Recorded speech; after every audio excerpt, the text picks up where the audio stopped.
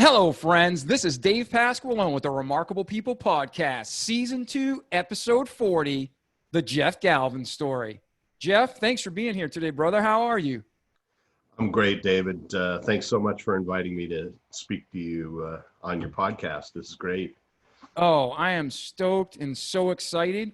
For our listeners out there today, we have a very special treat. Jeff is the CEO and founder of American Gene Technologies. He was a student of Harvard. He actually taught and I believe went to MIT, and I don't want to steal his thunder, so he's going to explain his story. But I heard a rumor he was teaching classes at a small institution called MIT at 14, which is insane. He's worked for little companies like Apple, and I think they just became the largest company, right? Just about, yeah. I'm not sure they keep on going back and forth as the largest company in the world. It's amazing. I think just last week they got that. And he has not only a remarkable story of his life, but he has exciting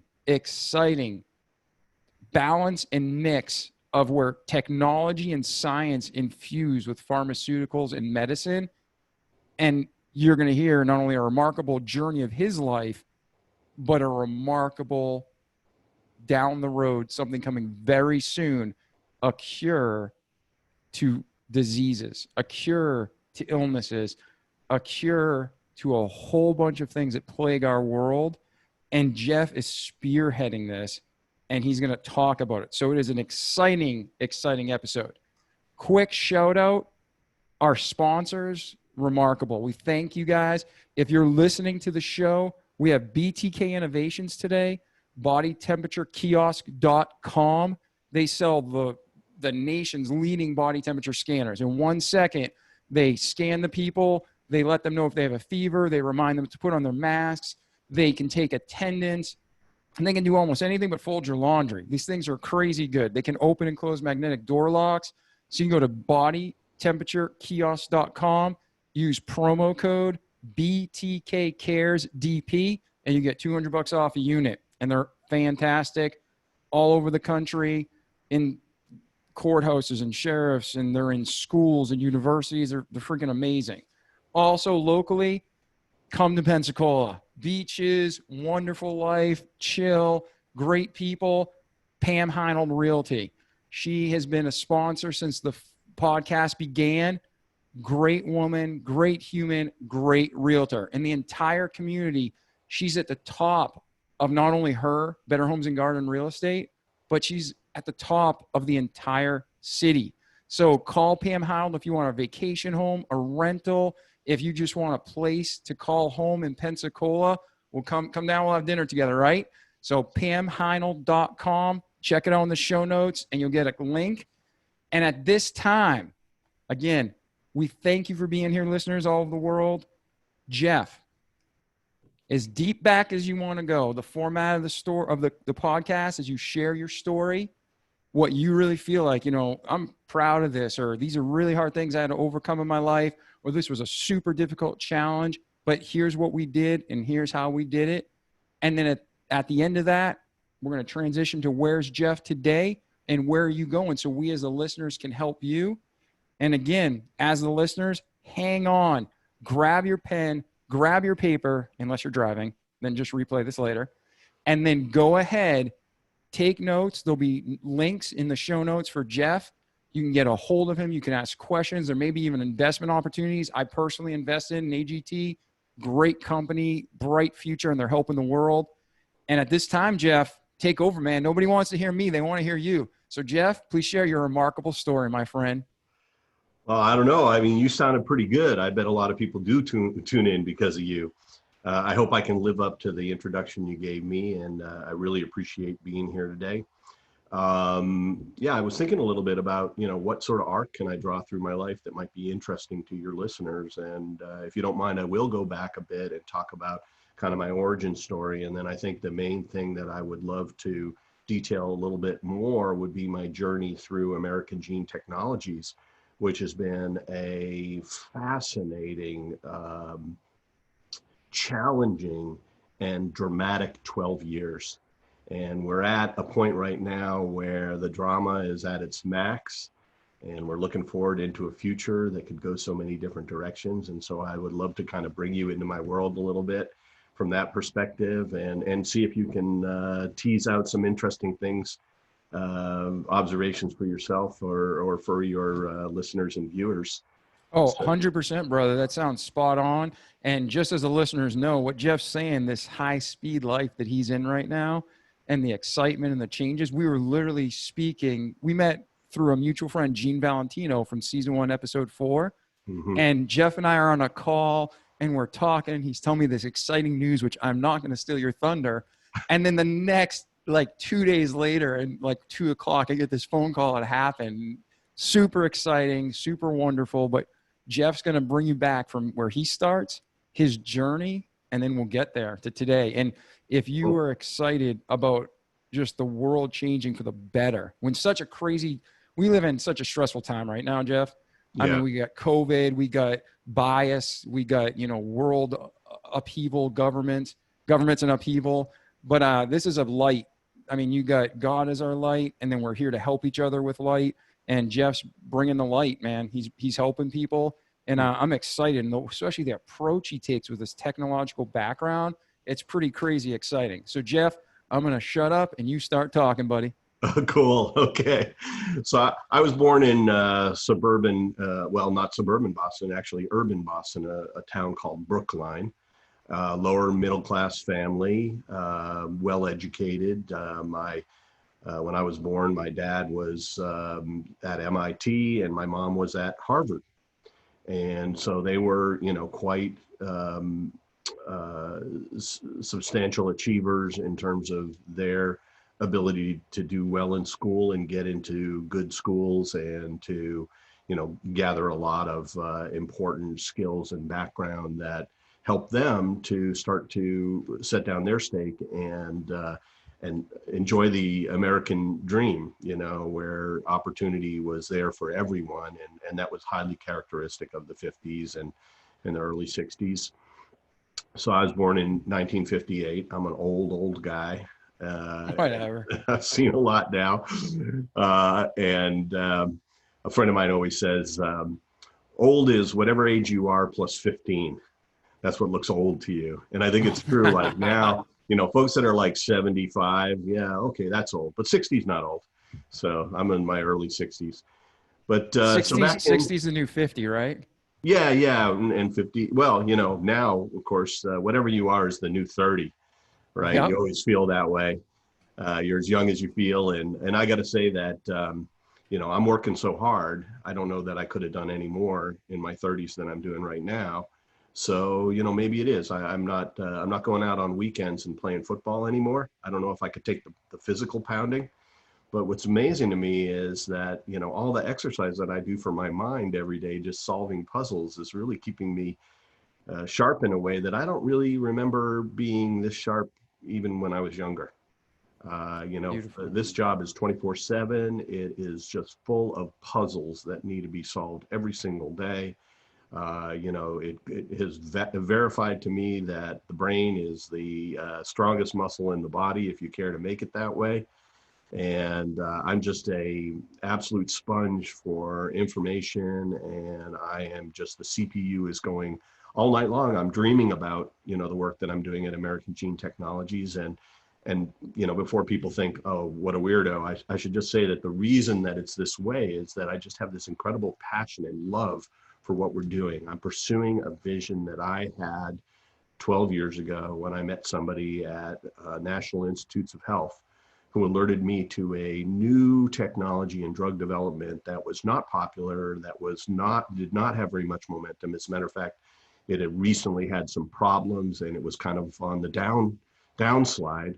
But when he explained this stuff to me, with my background, I was just so prepared to understand where this could go, that just a overwhelming epiphany came over me about the future of drug development and how much better it was going to be for patients and society and for the human race. And as I tell you my backstory, maybe you'll understand why the human race is so important to me. But Yeah, absolutely. Before you get to where you're at now, let's go back to Brookline when you're a kid. Sure.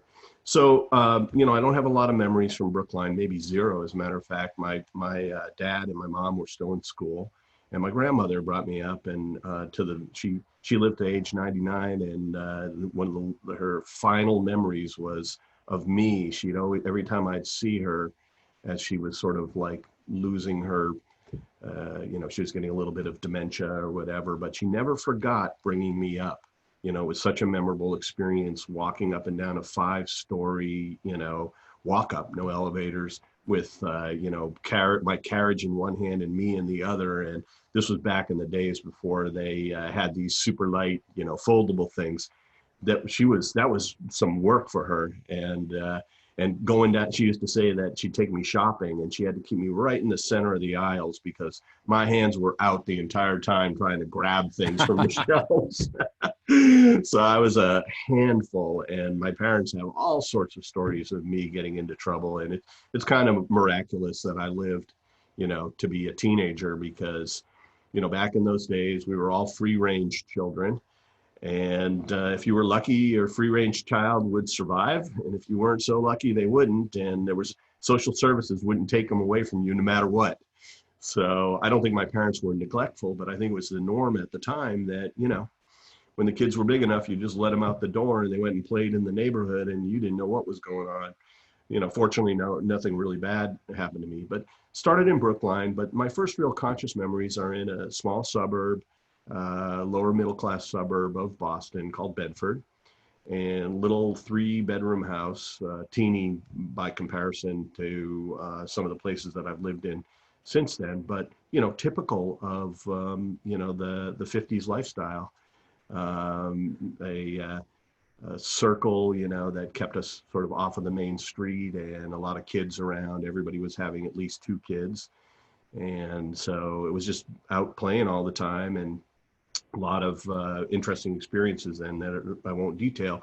But, between my age 4 and 5, my father was graduated from MIT, and he started working at Lincoln Labs, which is a government contractor or a government facility that does all sorts of top secret high-tech work. And he never told me about any of the details of what he was doing, but I hung around all that equipment all the time. And I used to love to play with all this electrical engineering stuff. And so I think that's sort of where I started my affair with technology. He had a workbench at home with an oscilloscope, an audio oscillator. He had all the equipment for soldering wires and flip-flops and, all sorts of stuff around. And I just got really comfortable with that stuff. And so technology was a bit of a natural for me. So his boss had a beautiful piece of land in a neighborhood called 5 Fields in Lexington. And I didn't realize at the time how unusual this opportunity was. But it turned out it was an experimental community that had been designed by the Bauhaus in Germany, Gropius. And he had decided that there were ways to shape suburban communities so that they were these idealistic places to raise families. And I think he got it just about 100%. It was definitely an A+. So he had about 60 families around a giant common land, and all the kids would come out for every season of every sport, and we just all play together on that. And there was a community pool. There was a community pond that would freeze over during the winter. We'd play hockey on that. I mean, it was really a place where a village could raise a kid. And we just had such amazing families in there. They were all on that trajectory, sort of from middle class to upper middle class. And it was a highly educated, very liberal environment, very cooperative, supportive. Everybody knew everybody, and, a safe place to grow up and experiment in life. I still got into trouble. Yeah. It's not, especially when you're not being really closely supervised and around all those kids, you're going to get into a little bit of trouble, but nothing that sort of ended up detouring my life in a negative way. So Lexington, now, I'm from Milford, Mass. So no Lexington. kidding. Oh, absolutely. Yeah. Okay. So you know what that area is like, right? Yep. Now, and we have listeners from 63 countries. So just to describe Lexington to you, Jeff is going to tell you, but where I grew up was about 45 minutes outside Boston, nice little place, but more rougher. What Jeff's saying is they did such a beautiful job with Lexington. I think it's the only or one of the only still dry counties in the United States. Did you know that? There's I think no it's a blue alcohol. county, but maybe not dry, because I know that you could buy liquor there, but I don't know whether, what the story is with the restaurants.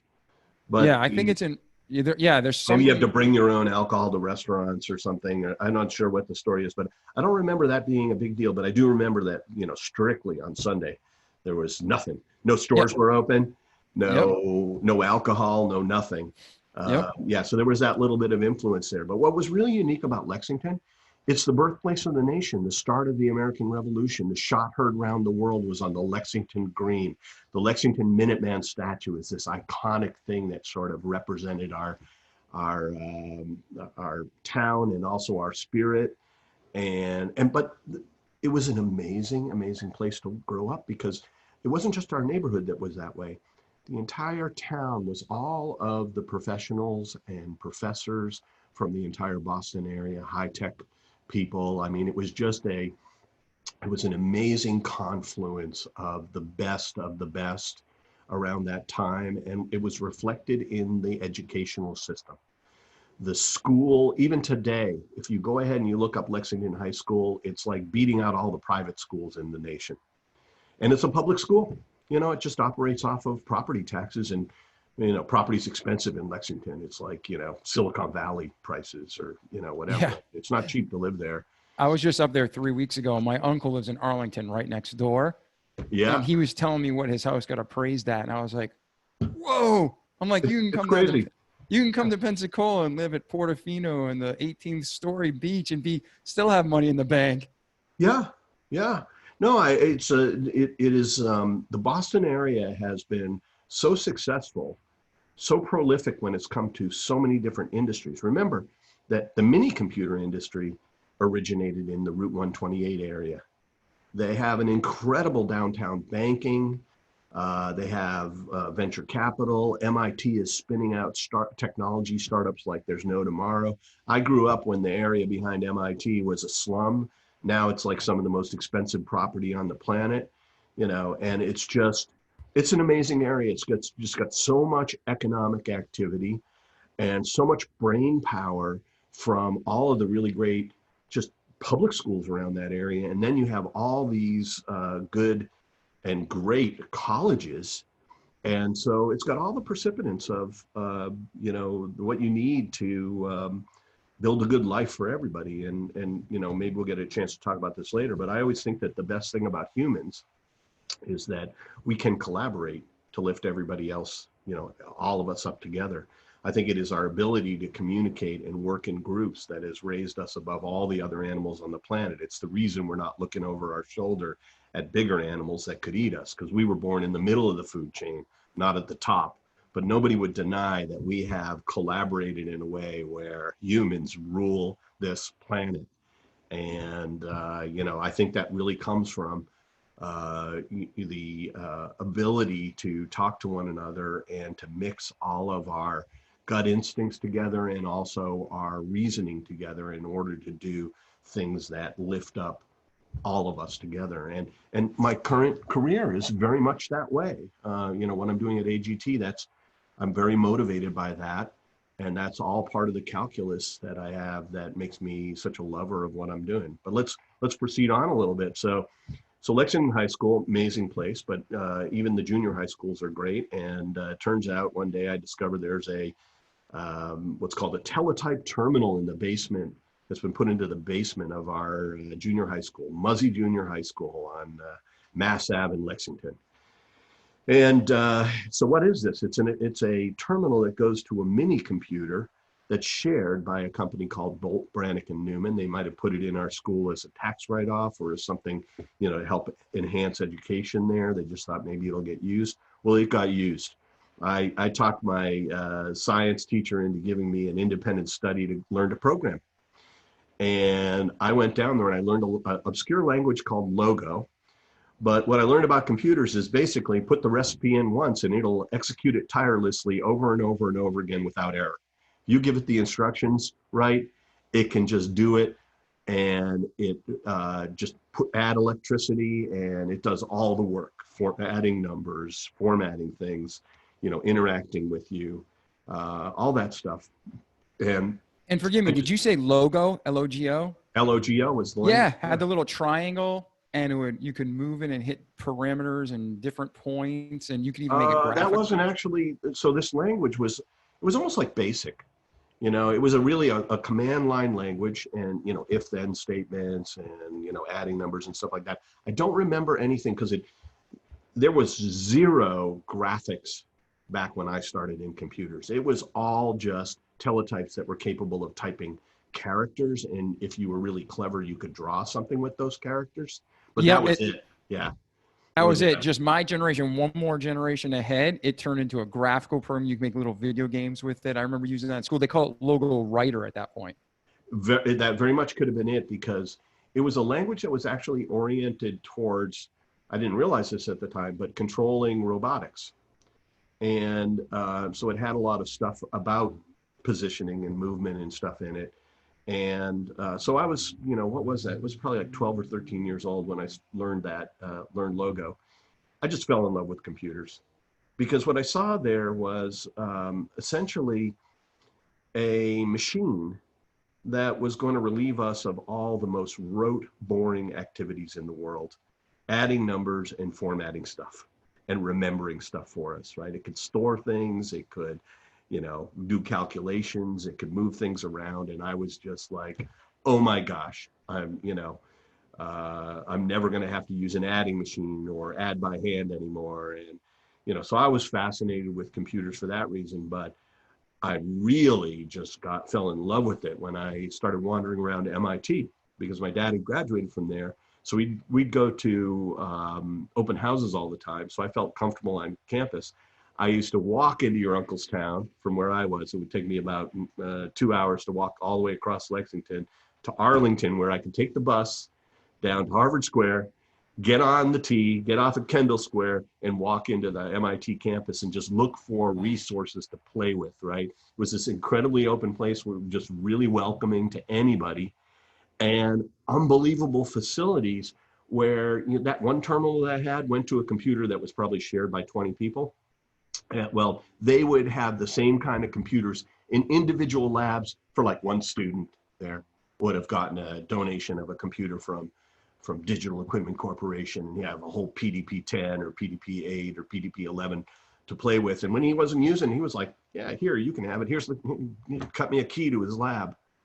And it was just amazing. But what I found down there was robotics and sensor technology. And then my vision for computers just expanded, way beyond the numbers and the letters. I was like, of course, eventually they'll sense everything, and they will go ahead and manipulate anything, robotics, right? And it'll do, everything for us, even in the physical world. It'll build all our stuff. It'll drive our cars. It'll fly our planes. They'll be like robot concierges or whatever. I mean, I could see the future of that technology, and I really loved what it did for people, right?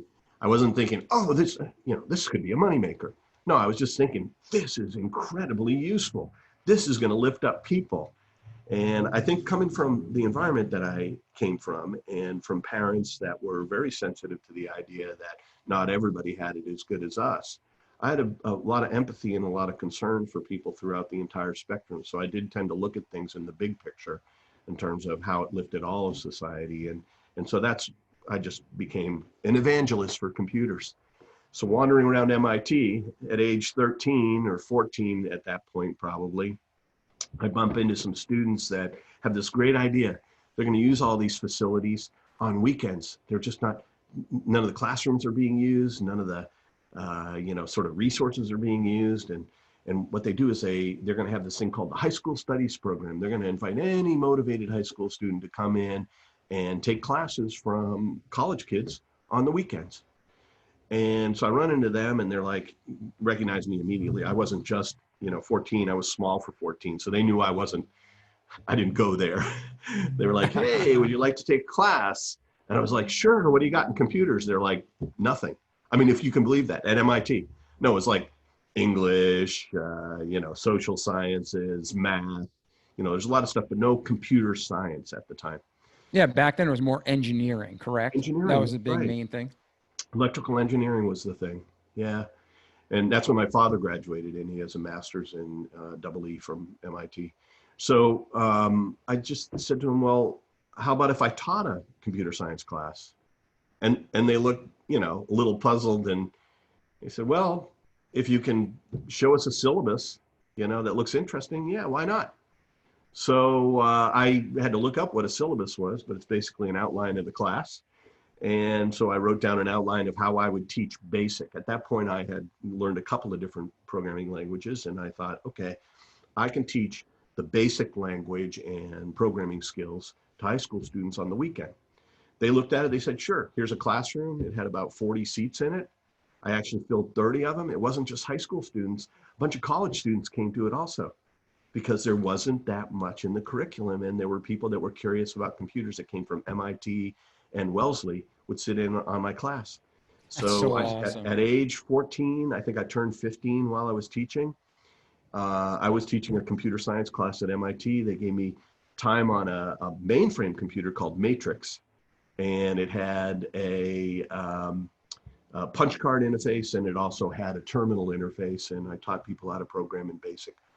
So much fun. And it wasn't, there was more to it than just teaching them a skill.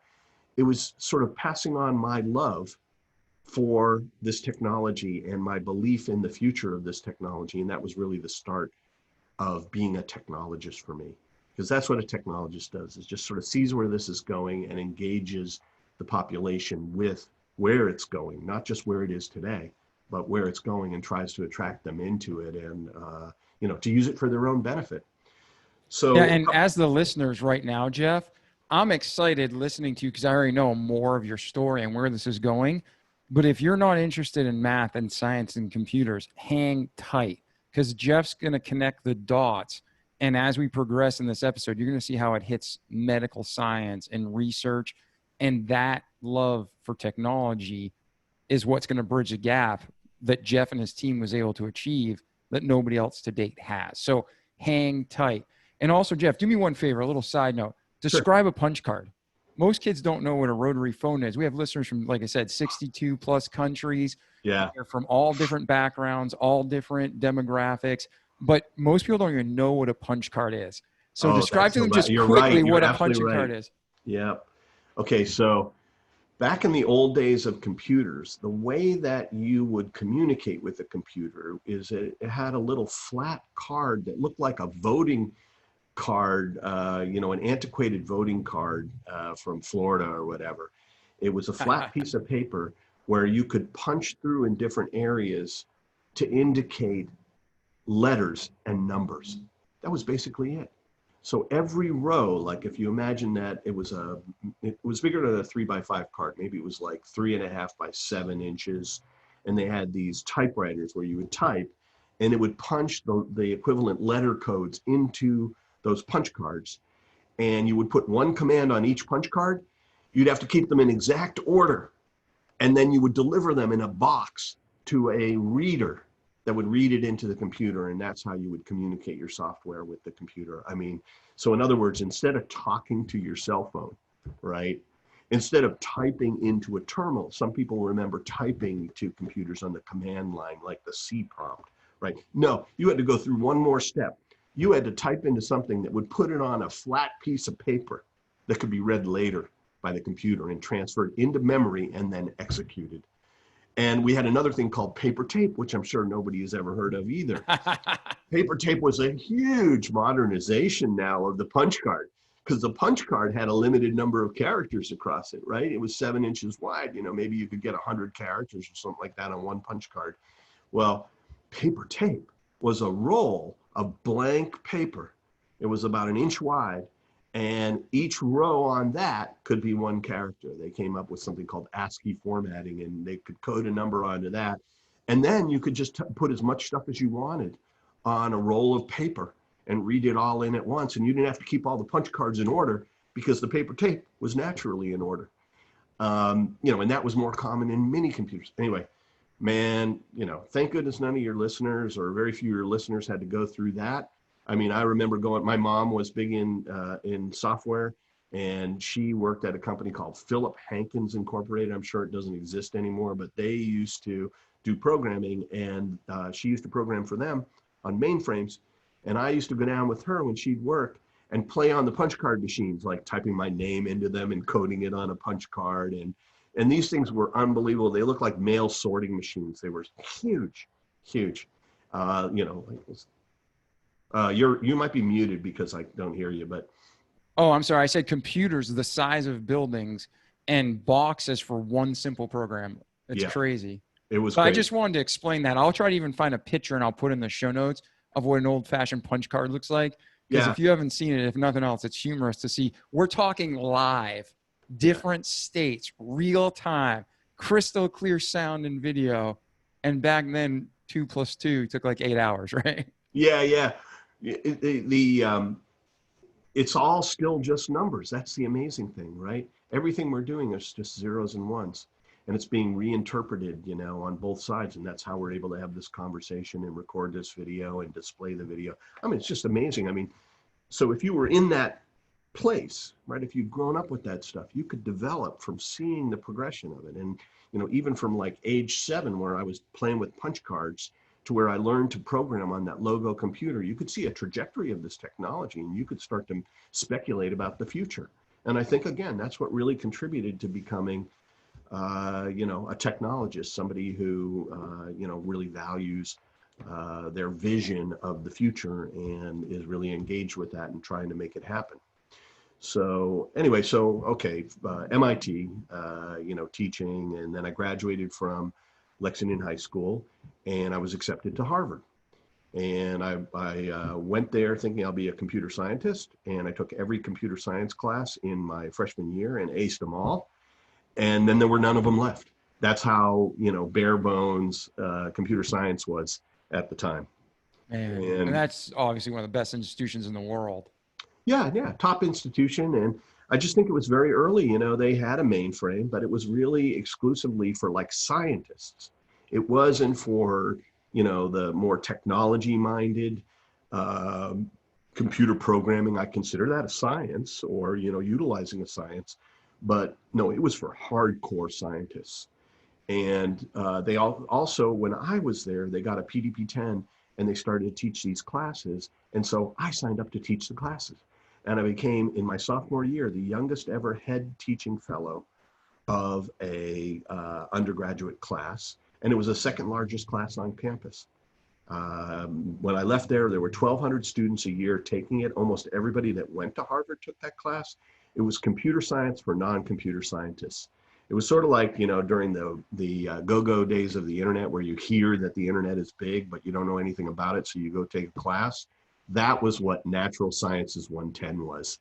And that was the class where I helped to recruit and manage 30 teaching fellows, teaching assistants, basically, who would meet in what were called sections, small groups of students from that class.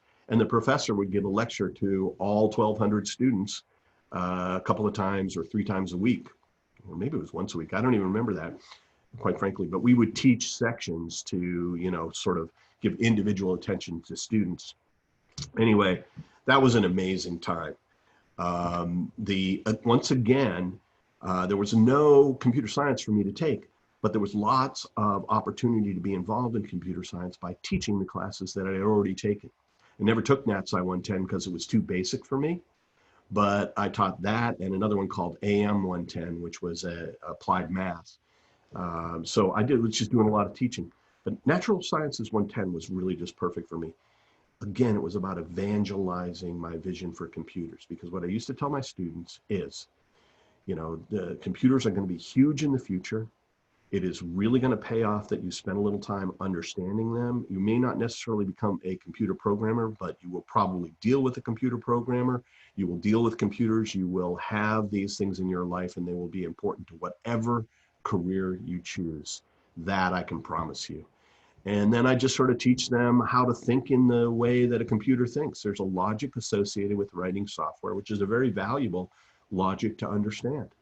And I couldn't take any more computer science, so I transferred into economics. My degree is in economics. My favorite thing to do was teaching for 3 years. Sophomore, junior, and senior, being the head teaching fellow of NatSci 110, teaching in AM 110 and statistics classes. And that was really like the most fun thing for me. And then when I got out, I got recruited by Silicon Valley. And so Before you go on, Jeff, what was that like on the social side? So you're obviously a highly intelligent human among highly intelligent humans at Harvard, but socially, did that make you like the man on campus, or did that push you in a hole? Did that, like, people obviously respected you, but where did it put you socially at that time in your life? That's a really good question. Yeah. So, I haven't thought about it in a while, but yeah, it did separate me in a way where a lot of people that knew me thought I was what's called a tutor. A tutor is a grad student who lives on campus, and they might be a, what was the old RAs they used to call them, right? Resident assistants? Yeah, yeah. They were sort of, Harvard's idea of an RA. And so they were all over our dorms. Our dorms were called colleges or houses. It was a college system that was brought over from the UK. So each one of them had a library and a lunchroom. It was trying to give a smaller school feel to a giant school. And so I think a lot of people thought that I was not really part of the undergraduate population, except for folks that got to know me. But yeah, it was a totally different relationship with students because I was grading their papers, my peers' papers, and everybody knew me. And You're like, I can't date this girl. She got a C.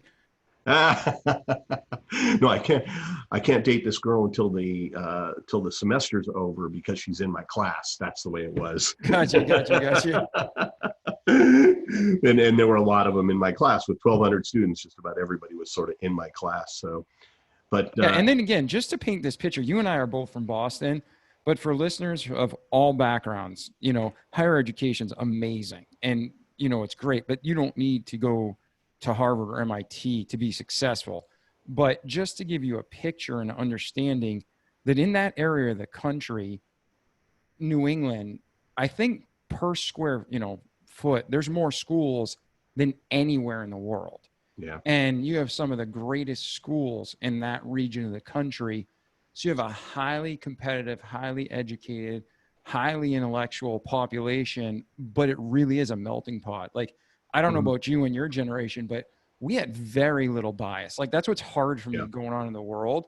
yeah. It didn't matter. We had nationalism. We tease each other. Like, my best friends are Portuguese back home. I'm Italian. You tease each other all the time, and there's no hard feelings, But the thing is, the camaraderie and the teams and the way that people think there, I loved it growing up because you all contribute to a bigger purpose and vision. So for you to be born into that, like your mom and dad were in that world, and you're walking around MIT at 12 and then 14 you're teaching.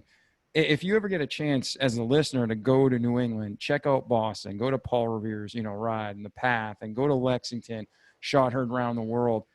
There's just something special about it. And then you start visiting Cambridge and Harvard and MIT and all these great schools, and you can just see, wow, this is how the country formed. This is how we became the greatest nation of the world. It's just, and that is no disrespect to any other nation, but Yeah. we've been just the Or catalyst. to any other state in our nation. I mean, Yeah. but there is a benefit from having so much availability of great education. It gives a level of opportunity for people that want that opportunity within that region to maximize their benefit, their movement forward, their ability to steer their life with intention and get into things that they're interested in that are sustainable. And by sustainable, I just mean that you can make a living at it and you can have a roof over your head and food on your plate and not a lot to worry about and be doing something that you like, right? That is, to me, the American dream. The American dream is that, there's opportunity for all. And, that is, what you're talking about, the Northeast is a place that has tremendous opportunity for all. And remember, I came up in Lexington that had Lexington High School, one of the best high schools in the entire United States. And yet we had a vocational school right down the road that was also really great, because not everybody wants to go that direction. But everybody wants to be able to stand on their own 2 feet and earn a living. And so, you go over to the other school if you wanted to. You didn't have to go to high school. You could go to a vocational high school and you could learn to be a mechanic or a nurse or something that was more of a career that you could start right out of high school instead of going to college. Not everybody was expected to go to college. That is, it's ultra liberal. I know a lot of people recoil at that term, but that was the idea there, is that it was very much a almost libertarian, vibe where, if you're not hurting somebody else, like, do your thing, right? But I love New Hampshire, live free or die. That's one of my favorite state slogans. Great saying. Yeah. And yet it's one of the more conservative places that you'll find around New England, actually, very interestingly enough. I think, it was a place that was incredibly collaborative, incredibly cooperative. There was excess. And so there was ability to have empathy. People weren't in the same sort of rush that I see around a lot of the world right now, where they don't have time to realize that maybe engaging even with the opposite side would benefit both sides, and that it would lift everybody up, and it would make everybody a little bit more comfortable and a little bit more secure and a little bit safer and a little bit more sustainable, right? That this, sort of compete, winner takes all, everybody that's not on your side is your enemy, right? Everybody that's not within your ideological or, philosophical lane is a threat to you. That's not true. It's just not true. What's great about America is that we have a broad spectrum of people that are right for a lot of different crises in America, right? Sometimes it's all about moving technology forward and you need a certain type of person. Sometimes it's about defending our country and you need another type of person that can make quick decisions about, folks that are really against us. And there are different personalities and actually different biologies that we all have. There's a study that shows that you can image the brain.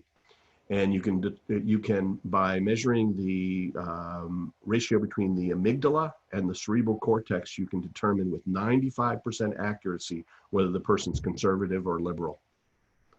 Okay, now why is that? Now, it doesn't mean you're born one way or the other. It develops that way. It can develop, that's right. It turns out that environment can have a lot of, I'm basically a geneticist now, right, in my current business, which we're going to get to. But, you can the simple idea that you're just sort of born with your DNA and that determines you is been long debunked. Turns out that there are all these different layers on top of DNA. One of them is called epigenetics. It's the expression of your DNA, and so your environment can impact you greatly, and you can even pass that impact on to your kids. So if you grow up one way, it isn't just what you say to the kids that creates their environment, that you've actually got some genetic predisposition that may also impact them. So it's fascinating. I mean, there's a little bit of Darwinian evolution that turns out to be true. That's proven out by basic DNA. And then there's a Lamarckian one that, was a big debate back then that said, where Lamarck said you could evolve more quickly than Darwin thought you could, because it wasn't your DNA. You didn't have to, just mix DNA in order to get a new person. He said there was some other influence there. That's my understanding of it, and I may be wrong. So don't send me hate mail if I got his theory wrong. But it did have to do with sort of faster adaptation to your environment, and that is epigenetics. Yeah, and see, I was just going to ask you that question. I believe in adaptation, and we don't have to agree, but I always look at the world through a biblical worldview, and I believe in adaptation completely. I think it's scientific, it's proven, but when somebody uses the term evolution, I don't necessarily agree with the Darwinian philosophy, but what are your thoughts on that? So, wow, I hate to get into this because a lot of people go ahead and divide their opinions of people based on things like religion and politics. So, let me just disclaim what I'm saying a little bit, just so that If people don't agree with this point of view, I hope they will, just sort of think about it in relation to their relationship to God. Yeah, So, and just we have listeners from all over the world, and people know when they listen to our show, I'm coming at it from a biblical worldview, and I completely believe that way. But our listeners just are looking for truth and how they can apply it and grow. So if you have a different opinion than me or them, we're all here together to learn and grow. Either you're right, I'm right, or we're both wrong, but we're all in the search of truth. So I just well, see I love people. that expression, search of truth. Okay, so Yeah. that actually is at the core of sort of my relationship to the idea of God, and so I think that the uh, I've tried to reconcile in my life the idea that because I'm not, sort of formally of a particular religion, that I don't subscribe to an organized religion, but I still have what I feel is some level of spirituality that borrows from many of them and that doesn't discount the potential existence of God. And it's taken me a long time to get to that point to try to understand how all these little pieces could still coexist and fit together. And the way I look at it is this, is that I think everybody would agree that their concept of God created the universe. And the universe is a very complex place. And 2,000, 3,000 years ago, human beings were not that sophisticated and not ready to understand the full breadth of the terrarium in which we live. It's like the universe has all these rules to it. Nature or God. You could almost think of them as being equivalent, right? Something set this all up, something set it in motion. It made you will never, we may never touch that thing, but the pursuit of truth about nature, about our world will lead you to your God. And sometimes you'll see wisdom in a book. And the Bible is a tremendous book about morality and spirituality, and really I look at it almost as a survival manual for back then. You look at a lot of the things that it says in there, and it just sort of outlines a framework by which societies can even happen, and we can start collaborating and lifting each other up, and we can attribute that to God's will, or we can attribute that to some really wise people who heard God inside themselves, maybe didn't actually talk to him, maybe he didn't dictate this thing, but they wrote down stuff that they knew made sense because they could feel it. And it really did lead to some very, very good stuff. There's been some bad things that come out when we can't be flexible about our vision for one another, and resolve a lot of the differences that we have in our sort of spiritual perceptions or our relationships to God, how we implement those in our life. But I think if you are looking for truth, if you are keeping an open mind, if you are, absorbing everything you can from the very smart morality that, I'm not that familiar with every religion, but I think I get a lot of exposure to the three major Western religions. And they're all pretty darn close when you get down to the core tenets, which, really have respect for one another, and compassion for one another and collaboration with one another and all these things. And maybe some of them say, and by the way, you should be preaching, and trying to get people into your religion, whatever. I think a lot of that influence comes from organized religion, because once you organize, you become an organism, and organisms need to grow to live. And so sometimes, that intent or that mechanism creeps into them. So you're pursuing truth, and you go and you look around this gargantuan terrarium we call the universe, and you go, God set this up, right? And everything that we discover here was laid by God. It was put in there intentionally, and it works, and it has a certain perfection to it that comes from this concept of God. And I don't ascribe to the idea that God is kind of like a concierge who listens to us and decides and adjudicates every single thing that goes on in our life.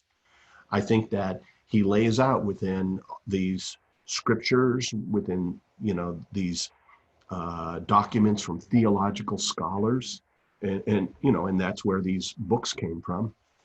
A lot of basics that can help us to find additional truths in our universe and act in a way that, will help to sustain the universe, to sustain humankind, with all of the great information that we find there. But then those books at some point run out. They run out because we weren't ready to hear more. But now we're discovering things about our universe that, people back in the year zero or 1000 BC, just never even had time or to think of, and while they were trying to survive, and didn't have any of the tools that we have for discovery. But now we're looking down to the smallest part of ourselves, our DNA, and understanding how that works. And we're looking out to the farthest reaches of the universe and trying to speculate what was the single origin of the universe. Maybe that's God, right? These are all questions that are open. But we do know, if you really believe in God, all that stuff was from him or her or it, right? And so this is this seeking of truth, and that's what you said, finding truth. That is the key. And we need to stay open and not become calcified in just one way of thinking. So who can show us how the universe works? Scientists. To me now, science is really important. Scientists are the ones who read God's Encyclopedia Britannica to us, right? And some people don't know Encyclopedia Britannica, but before the internet, you used to get a book that had everything in it. It was called an encyclopedia. You can find them at the library probably still, who knows, in the antique section. But I think that you could think about the Bible as being everything that we were capable of internalizing at the moment that was useful to living a good and survivable life and, creating societies. And it could be penned by God himself or herself or itself, right? Or it could have been from really smart people. It really doesn't matter. It has in it a basic moral framework that makes sense as we discover more and more about the universe. And now you could characterize good and evil, and you could literally derive, if you knew everything, you could derive that morality without even starting with those basic, sort of instructional books, right? Because good would sustain us. It would sustain humankind. If we are special, we were meant to sustain ourselves forever. And scientists can give us views of things that help us either sustain ourselves or destroy ourselves. Like literally, we keep discovering things that are two-edged swords that, could either, let's look at, they discovered radioactivity. It did kill Madame Curie and a bunch of grad students. So there was a cost, it was this dangerous thing. They didn't know it. Wasn't written about in the Bible or whatever. Nobody knew. Scientists were like breaking new ground, and it was dangerous ground. And it turned out that the radiation killed some people. Now it can light whole cities and keep us warm or keep us air conditioned, or it can blow up our entire world. And the only difference between those two situations is our maturity as a society to be able to handle that immense power that we've been given by someone or something or the universe or nature. And so my now current theory is that, of spiritualism is that every reality happens at the nexus of nature and human nature, because both of them are powerful things. Nature is truth. And if we seek the truth of nature, we will improve human nature. And human nature is what's left of our animal sides. And we can end up holding back good stuff or enhancing bad stuff because we don't have the maturity, we don't have the open-mindedness, we don't have the training, we don't have the education, we don't have the time to think about these things. And that makes life really, really tricky. So you can find a lot of situations where something really great can be held back because people just can't handle that disruption in their life. Or something really terrible can go ahead and make its way into society because people don't have the time or the tools to evaluate it. And it seems like a simple answer to all their problems. And so they grab onto it because, it grips their fears and it leverages their emotions. And, evangelism can, or leadership can lead you any direction. It's a charismatic energy that, could take you any direction in life.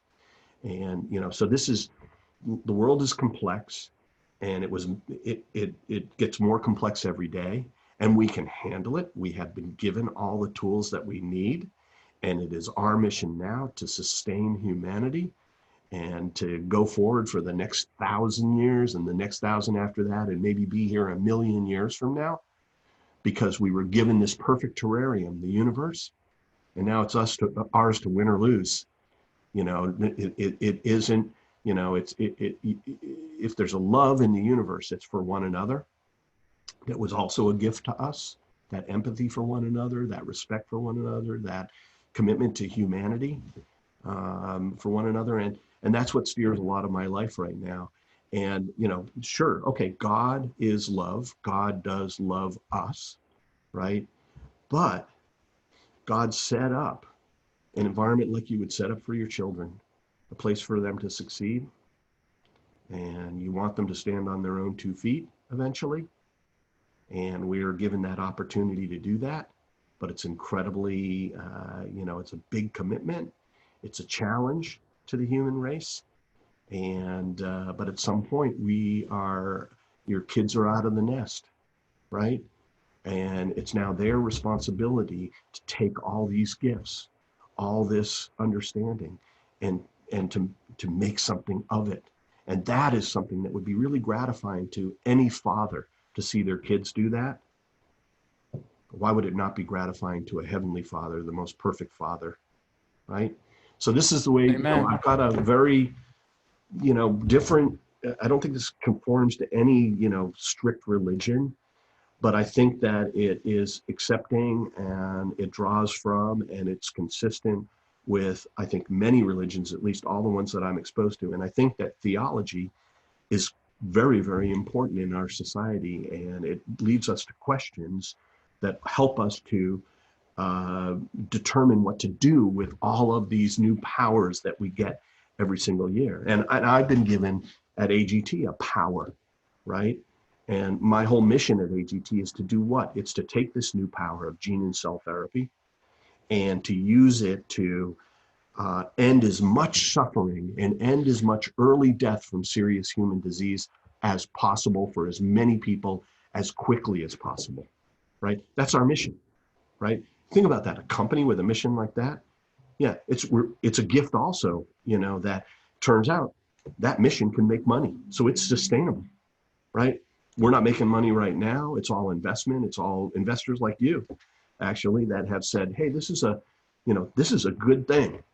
I can get behind this. It's not just a good thing. It doesn't just appeal to my heart. It even appeals to my mind, because Jeff can talk about, well, how does this lead to a profit?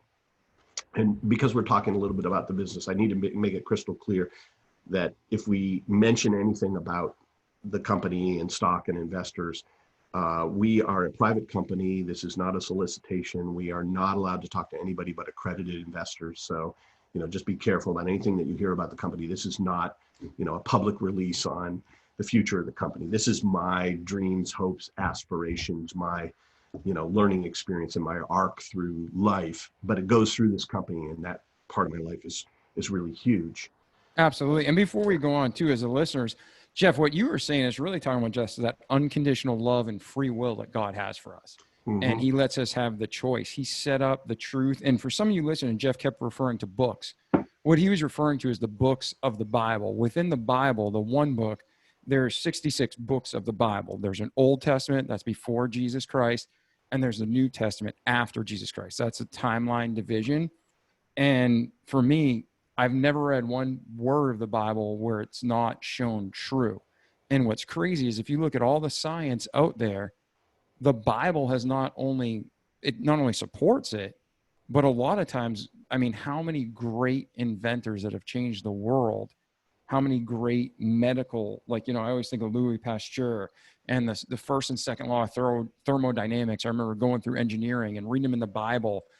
Basic stuff like the world is round and slavery is wrong. All the things that we're just discovering sometimes, God put in the Bible, and we just didn't see it or interpret it right. Like Jeff was saying, we weren't at that point. But it's probably like cells. In biology, how much of me and you is similar. But then there's that like percent that's difference, and it makes us look so different. But that whether you're building a shed or whether you're building a house or whether you're building a mansion, you have foundational principles that are the same, and you scale it to different levels. And that's kind of like how the Bible is. I mean, the principles in the Bible, I believe all truth comes from God. And I believe that what Jeff's doing is he's looking at the world through this filter, and the law of gravity is there. You don't have to believe it, but if you jump off a building, you're going to end up figuring out it's real, right? You'll Laws are discover it, yeah. laws. And when you're reading through your Bible, the wisdom that's in there, it's always right. We may not see it until afterwards, but it's there and it's right. So let's go back to your college and then get back to where you are today, because it's super exciting how you bridge that and how you're taking these truths and how you're interpreting the data and you're applying it to help people. So go on with that. We're finishing off with your college. If you don't mind, let's not leave out religions that are not just Old Testament, New Testament. I mean, if you study the Quran, and I'm not endorsing any religion in this podcast, that's just not my nature, you will find a lot of the same foundational elements that you're talking about. And it's a more modern book. It actually speculates about atoms and DNA in a more direct way. And there's a lot of pride. I mean, I have, my family is quite diverse, the entire spectrum of all the Western religions. And so I learn, I get exposed to all these things, and, there's some pride in that, that's a more almost more accurate scientific thing like what you're talking about. But it makes sense because it was written later, right? We knew more. But that's the point is, I believe that there is only one God. And I don't think we need to argue about which one it is. There's only one origin to the universe. There was only one thing that originated the universe. There was only one thing that led to all the physical realities, all the realities of nature, the giant terrarium that I'm telling you about, that we all live in and that we can sustain, that we have the power to sustain or destroy. Yeah, and even the Bible talks about, like, you keep calling it terrarium, and I smile when you say that, because if you look at it from that ecosystem, there's even the way it's filtered and the ozone layer and the level of between the sun and us, how God designed that. It is all scientific, but we'd be fried little toasty creatures and dead if it wasn't for that perfection. The stuff that we're just figuring out. You can get somebody who doesn't even understand how a fingernail grows, really. I mean, if you took one system of the human body, you could spend your whole life and not be a perfection. But God made it all we're work discovering together. more and more about it. Yeah, every day. One day we will have the wisdom. We will have learned so much that you, a human being, will be a billiard ball universe where we can tell you everything about yourself, from things that we can measure in your body, and we can predict everything. And this is really interesting. I know it is. And what you were saying, though, is so true. The difference between me and you is 0.0001% in terms of our genome, and then it's just different expression of our genome, right? And that's true about any person on Earth, male or female, from any ethnic background, from any race, from any creed, from any religion, from anything. This is a truth that I have learned over these last 12 years, because gene and cell therapy is about getting down to the DNA and improving it for better health. And so, a precept of that is how much of you is in your DNA. You're not entirely contained there, right? A lot will have to do, and there's so many studies that show that where you're born has more to do with where you'll end up than your DNA. Yeah, 100%. And going back to, there's people who get hopeless because science, and I'm putting quotes, if you're listening to the podcast version or the YouTube version, right? For the YouTube watchers, I'm sorry I'm so ugly, but you're seeing me, but hey. But I know people who've got brain scans, and what are they called? Forget, you probably know, Jeff, the active MRIs, where they watch you live. It's like an MRI live. Yeah. And I've seen people who, some people say, well, you're born an alcoholic. And other people say, by your actions, your brain got wired that way, and now you are an alcoholic. And I think there's some truth to both. But I've known people who had these scans of their brain, like, oh yeah, you're an alcoholic. You'll always be an alcoholic. Then their life changes. They're off the alcohol. They go back and get the same type of brain scan, and it shows they're perfect.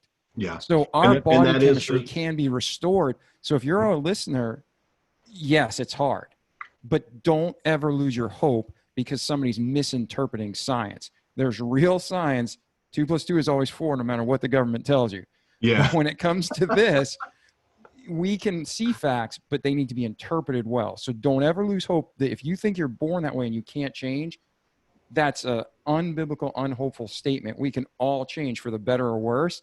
So Yeah. just move forward and do it the better way. But what were you going to say, Jeff? Yeah. No, I think what you're saying is true. I think that, what you're hinting at is, or at least, sort of what I'm hearing and what you're saying is consistent with what I believe in. And that is that scientists are important priests and prophets of the terrarium we live in. And the terrarium is bigger than Earth. It is the universe. I mean, there are physical principles that they're discovering now, new particles, the boson. That's what gives you mass. We didn't understand why your hands, even though they're mostly space, you clap them together, they hit each other instead of going right through. Because theoretically, when you look at the chances of molecules hitting each other, there's so much space there, they really should go through. I used And to sit in class in college and think, I think you could really run through a wall. I mean, I don't know how it's done, but I really believe molecularly you well, can we figure may this. discover ways where we can do that, where we can somehow remove the bosons temporarily that give you mass, and we can defy gravity, or we can defy the principles of physics, where objects have reactions and opposite reactions. This all comes from physical reality. And once again, expand your mind, right? Who gave it to us? God. Who set up this stuff? God, right? If you're religious, go ahead and embrace these things in your life. And now it's too much for all of our minds to, get it all inside. And so we're just going to have to do our best at it, but we shouldn't ignore science. Science is really, the best of science is just trying to find God's truth. The best of science. And what turned me on to this is that some of the most influential scientists that I met on this journey were incredibly religious. And I didn't understand how they could reconcile how organized religion is frequently held back science, and that they could still believe in organized religion. But what they believed in was the spiritual message of that. There's politics and humans in religious organizations, just like there are anywhere else that you go. We can't throw off our human nature and become perfect.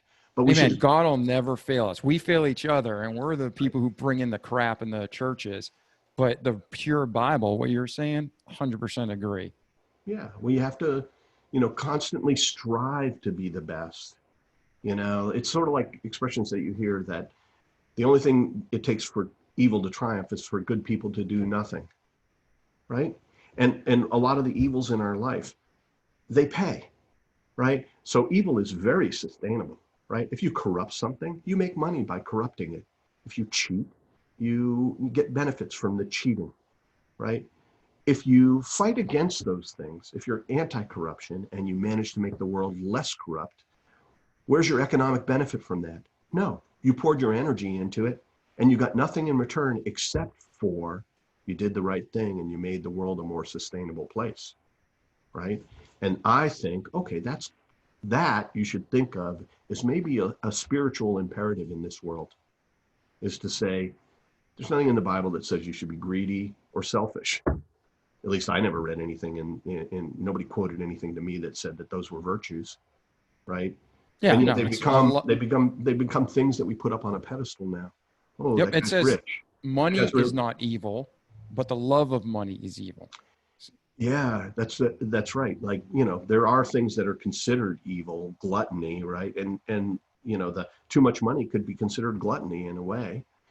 So the bottom line is that, if you will take an expansive view of your fellow human beings and not dismiss them or discount them for small things that are like tiny artifacts on their surface that come from where they were born, or just how that part of the world evolved to deal with the physical conditions, whether it changed the color of their skin, whether they happen to, emerge in a society that believed this religion or that religion, that focused on this God or that God. Hey, it's all the same. There's only one universe. All right. And I don't think that any of the true spiritual leaders in the world would say that this was like a zero-sum game where we were supposed to wipe out the people that didn't believe what we believed, right? Yeah, yeah, That's not the purpose of the Bible, And think about this, out of biblical characters, right? And probably people won't like me referring to Jesus that way, but what you read about Jesus, right? There's really good stuff in there that's not being applied today, right? That would help you if we would take time to think about, how would Jesus react to what's going on in the world today? How would he react to what our politicians are doing? And I mean, all the way up to the top. What would he tell us to do? And I think what he'd say is he's against corruption. He's for people, and he's against selfishness and corruption. He's for collaboration. He's for us working together. There was Jesus faced a lot of economic conditions back in his time that we face again today. An elite, powerful, rich population that controlled everything and neglected all of the poor. Those poor became Christians because he said, because Jesus led them in a way where they believed that they could have a connection to God, even though they couldn't bathe every day like the rich people could, right? And that came out of Jesus's exposure to baptism in John the Baptist, who also met the same fate as Jesus, but not as in such a glorified way. What happened? Rome just said, bring me his head on a platter. And that was the end of John the Baptist. Well, Jesus was too popular at the time, and so it was more complex getting rid of him. But, he was a radical and a liberal and a seditionist. He didn't subscribe to the society as it was in his eyes. He went to the temples, which were full of rich people in a way. The priests lived the best life there back then. I mean, you can see the housing that they lived in, from all of the archaeological digs. And you could understand how they became an elite class that, neglected everybody else, and that they would conspire with Rome, in a way to keep the status quo. And Jesus didn't believe that was right for God's people, right? Which is everyone, all children of the universe, children of nature, children of God, whatever you believe, there is this fundamental equality that runs through all of us. And so, that was an amazing thing. I think about that a lot in terms of trying to decide how I feel about politics and policy and things today. And I think that, if you really can get in a quiet place in your mind and not just worry about yourself for a little while and not be overcome by your own fears and your own suspicions, if you can accept that, we evolved to be naturally, sort of knee-jerk reactions and full of fear because we were born in the middle of the food chain, not the top of the food chain that we occupy right now. So stoking our fear is really easy, and we can be so easily manipulated by stoking our fears. Right. But if you can get into a quiet place and you can hear, the word within you, that we all have. Yep. And, you can steer yourself and you can utilize that small impact that you can have on the universe towards a greater good that, and what goes around comes around, is just reality. That if we put out all this good, if most people spend a little bit of time trying to pursue right, and even at a little bit of personal sacrifice, well, I'm not going to get that tax, reduction that I wanted, or, it's not good for me right now, or, oh, it that seems to be from people that I naturally distrust or whatever. No, if we could get rid of all that noise, and do a little good each day, thinking about, well, and I don't think there'd be anything wrong, no matter what religion you're from, to say, what would Jesus think in this situation? Because that's amazing. It's like, you don't have to decide anything more about Jesus than to just read all the record and all of the things that he said and understand his philosophy. to, it is really an egalitarian, humanistic, inclusive, philosophy that leads to good and leads to a better world that we can all share together. And, so look, I can't interpret Jesus for anybody else. This is just what's come into my consciousness. And, this is why I think it's so important not, or at least for me, it was important not to ascribe to a particular religion, but to believe in trying to find the good in all of them, and to reconcile science and the discovery of the universe, nature, which, if there is a God, all right, it had to have all come from that, right? That is the origin. And so to reconcile all that stuff, it's an incredibly difficult intellectual process that takes a lot of time and a lot of meditation. And I don't do it at formal moments, but it's a very important thing in my life because I want to be a good person. I want to do something beneficial to humankind. I want, I just have an empathy for people that don't have it as good as I have it myself, and who haven't been as lucky as me, maybe, or, and luck comes in so many forms. So, anyway, Yeah. it's complicated, and that's why I didn't really want to talk about it, because it's like, I'm not a religious person. I don't want to influence people, in that way. I think everybody has their own way of coming to, sort of a spiritual reconciliation with what they hear inside of them every day. They can decide to ignore it, okay, or they can be so scared that they can turn away from it, or they can be in such distress that they can literally be in a survival mode where they have no time to think about it. And then, evil will take advantage of us. Evil will go ahead and lead us in a bad direction. And, it's happened before and it'll happen again. And I just hope that, enough good people will have enough time to really think about these things to hold that back. Yeah. And what you're saying with, we might use different terms or have a different perspective, but it's lining up with the Bible. And the thing is, like it says, pure religion is to visit the fatherless and the widows in their affliction and to keep yourself unspotted from the world. Mm-hmm. Jesus never referred to, this is what the church said. It's always, this is what my Father says, coming right from the Word of God, right from the Bible. Mm-hmm. And to be a Christian means to be Christ-like, like we were saying. What would Jesus do, right? Mm-hmm. And the way he lived, he's the Son of God, and he lived with that love, and he lived with that helpfulness, and he gave us free will. And Christianity is the only religion that doesn't tell you you have to do this. You have that free will. That's what's beautiful about it. And then what you were saying, like inside of you, the Bible talks about the Trinity, the Father, the Son, the Holy Spirit.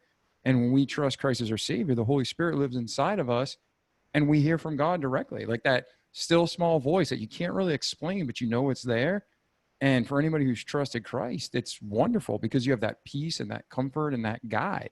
So yeah, I didn't mean to bring you to a place you weren't comfortable talking about, but no, I'm fine with it. I just think that I'm not on your level with sort of interpretation of biblical scripture and stuff like that. I'm only a guy who's heard a little bit from so many different religions and has evolved sort of my own kind of spirituality.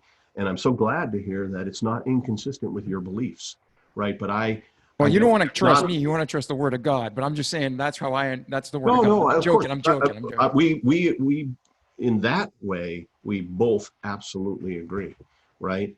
Is that, I think that you can have your personal relationship with the universe, with nature, with spiritualism, with God. And if you can really listen, if you can throw away all of our earthly imperfections and really listen, you will hear it loud and clear, and you will understand good, and you will pursue good, and you will be on the side of good, and you will hold back those that would turn away from that good, and you will prevent them from putting your world in chaos. And if you're looking around the world today and you're not seeing chaos, you're not paying attention.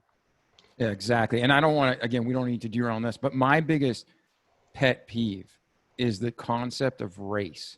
There's one race, the human race. The human race. Yeah, and I love that. I love that. I got to remember that. But I actually bought the domain years ago, oneworldoneраce.org, and I've never launched the site. But now I look at what we're doing as a world, and it's like, come on, guys. like, it doesn't matter if you look different or your skin's a different color. Yeah, everybody has done bad things to every civilization. And I'm not saying it was right, but we're all people. We're all humans. And if somebody treats me bad today, or if I treat somebody bad today, that's wrong. That's sin. That needs to be dealt with. But we need to start uniting as a people and moving forward, because there's nobody in India that's better than me, and I'm not better than anybody in India. Oh my gosh, I'm so glad that you said that, because that's exactly my feeling too, is that, look, if I walk down the street and I see a homeless man, I don't feel like I'm a better person than that homeless man. I just feel like I had a different life that, landed me where I am, and that landed him where he is, or her where she is, right? I Yeah. mean, that's the point, is that, yeah, we are absolutely fundamentally the same. And 12 years of being in genetics has taught me that, from science. And I hope science would help us to understand how little difference there is between anybody on Earth. They may look totally different, but when we sequence the human genome, we call it sequencing the human genome. Now, there are small differences between genomes all around the planet, but a lot of the differences are actually just expression levels that came from environmental factors that are inheritable. Yes, And nations and cultures, yeah, not races. not human race. Human race Exactly. is one race. I love that idea, and I'm going to remember that. But it's absolutely consistent with how I feel about the world, and it's why, it doesn't matter who you help. You help somebody. And here's the other thing: is that this whole idea of a rising tide lifts all boats, right? If everybody's doing basically good in the world, guess what? They can do it for selfish reasons, because long-term self-interest is actually good. But you've got to see through to the whole human race coming up together. Because if it's a zero-sum game, winner take all right, then, it's a last man standing. It's real, situation. It's law of the jungle. It's going back to a place that was not the slightest bit great, where we were looking over our shoulder at bigger animals, or, worrying about tribes coming in and killing us, right? Yep. We subscribe to something better than that. We can talk about our differences. We can have compromises. We can come up with effective, sets of rules. And as a matter of fact, America represents that are potentially better than any country on earth when we're at our best. The United States is a country of laws, not a country of a particular religion. And it's very important to see why that gives us religious freedom and opportunity to find God, because all we have is a set of rules where we can have as much freedom as possible without hurting one another. That's called the law, and nobody's above the law, right? That's the key. That literally the US system recognizes our sameness in terms of our rights. It even starts with something that says all are created equal, under God. It does say Yep. men, but I don't think that's really what they even meant. What they meant is people, No, yeah, well, humankind, like what you were men saying. in proper English, men means mankind. Yeah. And we take that to this ridiculous level. It's not a biased term. It's literally mankind. And that was the Yep. interpretation when it was written. That was the intent. When people spin it out of control, they're just idiots. Like, I mean, they're biased. If somebody, I've Sure. heard somebody say one time, that's the pot calling the kettle black. And that's an old saying that has nothing to do with bias in any way. And this person flipped out and thought it was a racial slur. And I'm like, it's the pot calling the kettle black is an old term. And I had to explain it to them, like, well, that's not what they meant. I'm like, listen, just because the word black or white is in there Oh yeah, doesn't mean yeah. it's a People can racial have slur. knee-jerk reactions to, like, what they consider to be Yeah. microaggressions at this point. But look, there's a big sensitivity because there's a big problem. So I don't think we should underestimate right now that, some parts of our society feel under siege. Oh, no. I'm not trying to say So that. But yeah, what I'm so saying they is, have a knee-jerk reaction, and I get this all the time. By the way, right now we're in the HIV market, right? And so I don't know if we'll ever get to what I'm doing today, but this is no, a that's what I was fascinating going to discussion say. anyway, right? Maybe we need to reconvene for another 2 hours for the original intent of this interview. No, actually, that's what I was just going to say. We've had a great episode, and the listeners are probably like, wow, I mean, we're going to a heavy place. I think we've really got people thinking. But let's do this. Let's put this to the side for now, and you can reach out to myself or Jeff as the listeners, and we can get deeper into the theological and the purpose and meaning of life. And that's honestly, people say never talk about politics and religion. You know Yeah. what? Religion, your belief, because we're all going to die. We get about 75 years on average. Jeff might help us go longer, but we get about 75 years on average, and then we're going to meet our maker. So that is really the most important thing. And after that, the political system is what puts these laws under control. And when you use that word, God brought the law, the Bible, the rules, not to condemn us, but to save us through them, to give us freedom through Jesus. Yeah. And that's what's crazy. When you say And give they're us laws, survivability, right? yes, Because if we're all yes, just fighting each other, right? Well, it's like Lincoln said, a house divided cannot cannot stand. Yeah. Yep. And so it's critical that we work together, and the law is a great way to do that. But then we also have to commit that nobody is above the law. And that's tough when people that are above the law seem to be giving you benefits, right? Yeah, and So I'm going that to get means we have to throw off that selfishness, right? We have to say, okay, what is really right and wrong here? And do transgressions against God's law actually make a difference or not? Or can we just go ahead and accept those because of expedience and convenience and, self-interest or just our current survival, right? Yep. And that's a really tough question. And if some of the things that we talked about today get people to ask that question to themselves, I think that would be a valuable thing that came out of this. But you're right. Let's move on from this. And it is very dangerous discussing religion and politics, because people are have very strong opinions about this stuff. Yeah. So if you have I don't ascribe to anything in particular, and I'm not trying to promote a particular agenda here on this podcast, obviously. Absolutely. And if you have any right now, if you're mad or sad or confused, or you have real legitimate questions, direct those questions to me. That way Jeff can keep moving forward for mankind. I'll take those religious questions and the compliments or the complaints. You send those my way. But Jeff, let's do this. Take your story back to you're at college, you're teaching, you're finishing up at MIT, and then bring us through there where you're at today, because you had an interesting journey. So let's talk about your remarkable journey, get to today, and then we'll move forward. Yeah. Okay. So there I am at Harvard, and I'm majoring in economics. You could think of that as almost like business, but I'm really cutting edge when it comes to computers. And then when I graduated, of course, computers is the most attractive thing. So Hewlett Packard recruits me to go out to Silicon Valley. And Hewlett Packard didn't really have my same attitude towards computers. It was just another business unit for them. They were into mini computers, and it was really just a commercial enterprise without, at least in my mind, anything sort of inspirational and visionary about it. They were successful. It was a great company, and you could do great work there and good living, all that stuff. But it didn't really appeal to my, sort of futuristic vision for computers and where I wanted to go with those and where I thought it was going to benefit society and what I was really passionate about. But as luck would have it, I get an interview at Apple, and I become the support and training manager within the international marketing department of the Lisa division at Apple. So Lisa was the first version of the Mac, you could think of it that way. The first time they implemented this graphic user interface. What an amazing time to be at Apple. I was in my early 20s.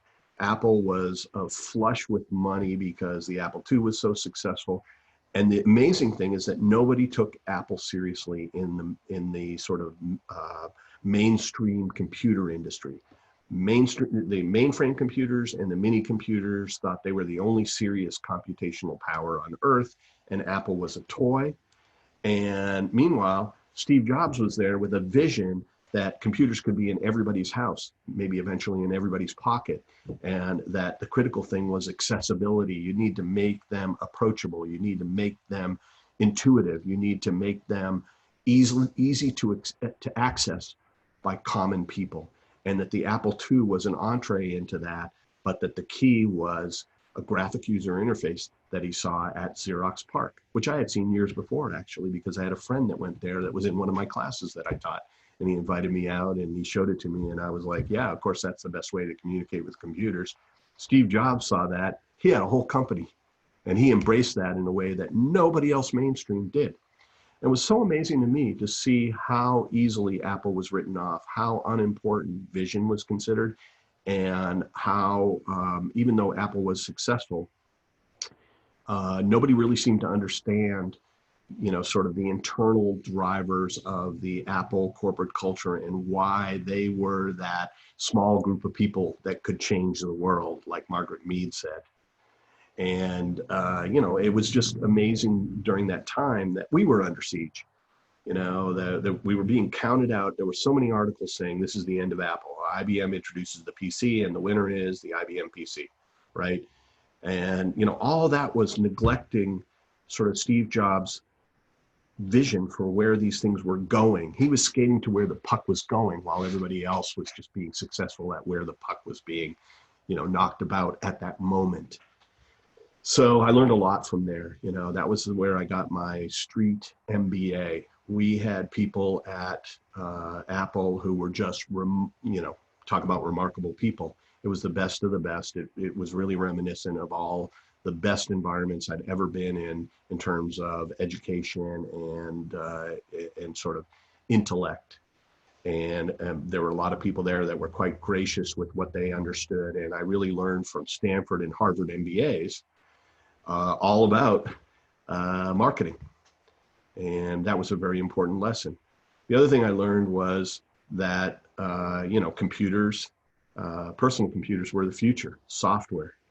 The internet was just coming online. I was seeing all these things early, and I was fitting them into my model for the future of the world. And I was seeing really great things. And I thought that Steve Jobs' vision was crystal clear, despite that he wasn't the easiest person to work for. I didn't work directly for him, but I've heard that from everybody. I've heard, visionary, tons of quality skills, but he was a very difficult person to deal with. yeah, no, I think that, he may not have had to have been exactly like he was to be as successful as he was, but let's give him credit for his good stuff. Amazing vision and amazing natural marketing ability. That's the idea really of evangelism. It's being able to tell a story about what you see in your head that's emotionally engaged and gets people to join you on that journey. We used to talk about journey quite a bit. He used that expression from, I think it's Hinduism or Buddhism, that the journey is the reward.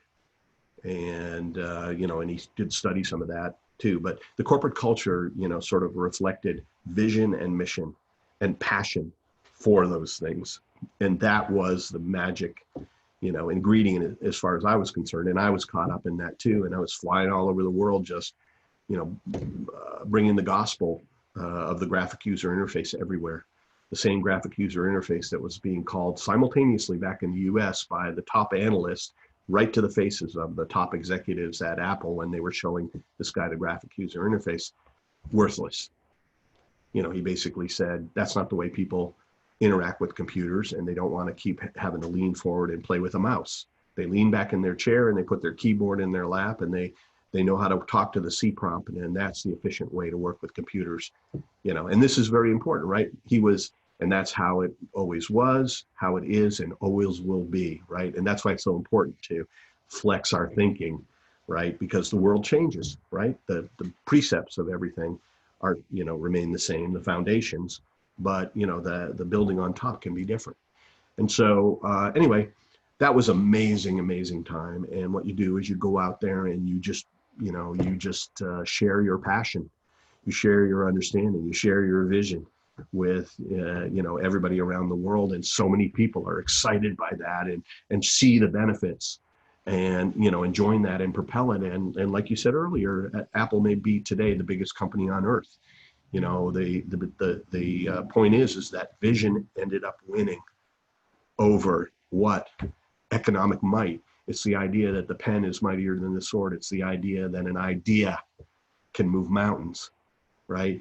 And that was, what we possessed at Apple. And one of the reasons is because Steve Jobs was all in, right? He had a vision, and maybe one of his weaknesses was he couldn't see anything else, right? So he couldn't be practical about how he implemented his vision. It was like he knew he was right, and that was it.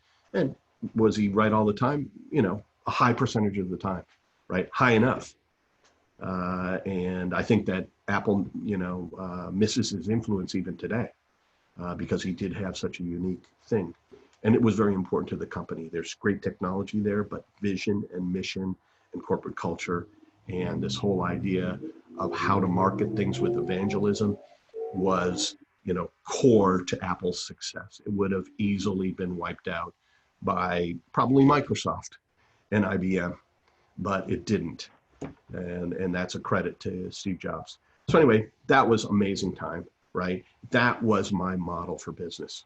That was my street MBA. It was also my, advanced PhD in organizational psychology. It was something that reaffirmed everything that I understood about technology and about, sort of futurism and, the value of technology and how to, sort of bring it out to the most people and bring the most good from technology, right? Because remember, like I said, every technology is a two-edged sword. There's a computer on every missile that's aimed at the United States right now, right? But then we have computers in our pocket now that give us access to the entire universe of knowledge as it is today. And all we have to do is have a little bit of ability to tell, the real stuff, that's true on the internet versus what's not true. That's on us to figure out, what we're reading. But anyway, so Apple, and great career there. I spent like 5 or 6 years. I spent some time at Apple corporate, and then I was at a spin out called Claris, which was a software spin out. I had a lot of international exposure, which has also made me, it's allowed me to gain perspective on the United States from looking in, and listening to other people's perceptions. It's very interesting what you can learn, and to also sort of experience and bond with other cultures. And so that was an amazing, amazing time in my life. After that, I just went into startups, and I joined some startups where I was in significant positions like, VP of sales and marketing. I co-founded some. I had all these different roles, and I was in it, and I made some of my own startups, and I had enough hits that at age 40, I look at my checking account, 40, 41, something like that, and I realized I don't have to work anymore. I actually had accrued enough success, sort of financial success. And I thought, it was a really stressful time. It was right after 9/11. And I thought, okay, I can kind of let off on the pedal, the 16-hour days a little bit, and retire. It had always been a dream for me to retire early. And I thought, hey, I can do it now. Bought a house in Hawaii, and had a house in Silicon Valley that was on the outskirts with lots of nature around, beautiful place. And I bought this place right across the street from one of the best beaches in Maui. And my life was just flying back and forth between two almost utopias, right? If you can imagine, when it would be a little too cold in San Francisco, I'd just hop a plane and I'd be out on the beach, same day. Nice, nice. Yeah, oh, it was so nice. And so I recommend it for anybody that can get it, but I'll also tell you that after 5 years, it got boring. I really felt like my mind wasn't being stimulated anymore. And so I got anxious to get back into business, and I thought I'd dabble in technology. Maybe I would sit on a board, maybe I'd mentor an entrepreneur, maybe I'd make an investment in a company. And I thought it'd be in computers, software, internet, the things that I really understood, apps, IT. But as luck would have it, or serendipity, or, yeah, you're pointing at me. Wait, before you get there, Yeah. let's pause. I want you to go back. You've learned to navigate through, you had a remarkable life, opportunities, not just you were given opportunities, but you seized opportunities. Mm-hmm. You learned to take everything, and you weren't just successful because you were there. You were successful because you worked hard. You were successful because you continued to develop yourself and the organizations you were with.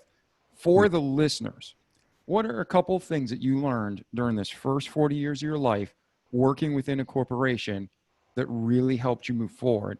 And what, like, a couple of tips you can give to the listeners? Say, okay, you're in this position now.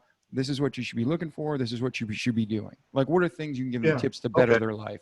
So I'm gonna tell you two things that I really use around AGT to make a great team here, and I think that they may be helpful. I don't think that everybody gets the kind of opportunities in life that I got. I think being born in America, lower middle class, in the late 50s is like automatically, sort of you're born on second base, let's say, or first base. You're already on base at least. And, so it's very important to try to figure out, okay, where can you fit all these principles in your life? But I think there are some basic things that hold true and that could help almost anybody. So let me go ahead and outline those. So number one, brains are the most important thing. And you don't have to be born with brains, just like you don't have to be born with incredible arm strength and muscles in your body. You can exercise them and you can make them better. Sure, you can have an advantage, a natural advantage or disadvantage, but it's the amount of work you put into your head that will determine over time where it gets to. And that's one thing that I would tell everybody is that, you need to be intellectually curious. You need to think of education as being important. You need to have a basic understanding and ability to import information from around you and use logic to fit it together. And that only comes with work. Okay, then the next thing is it's a competitive world out there. So, unless you just happen to be born, in a billionaire family, laziness isn't going to get you there. It's going to take hard work.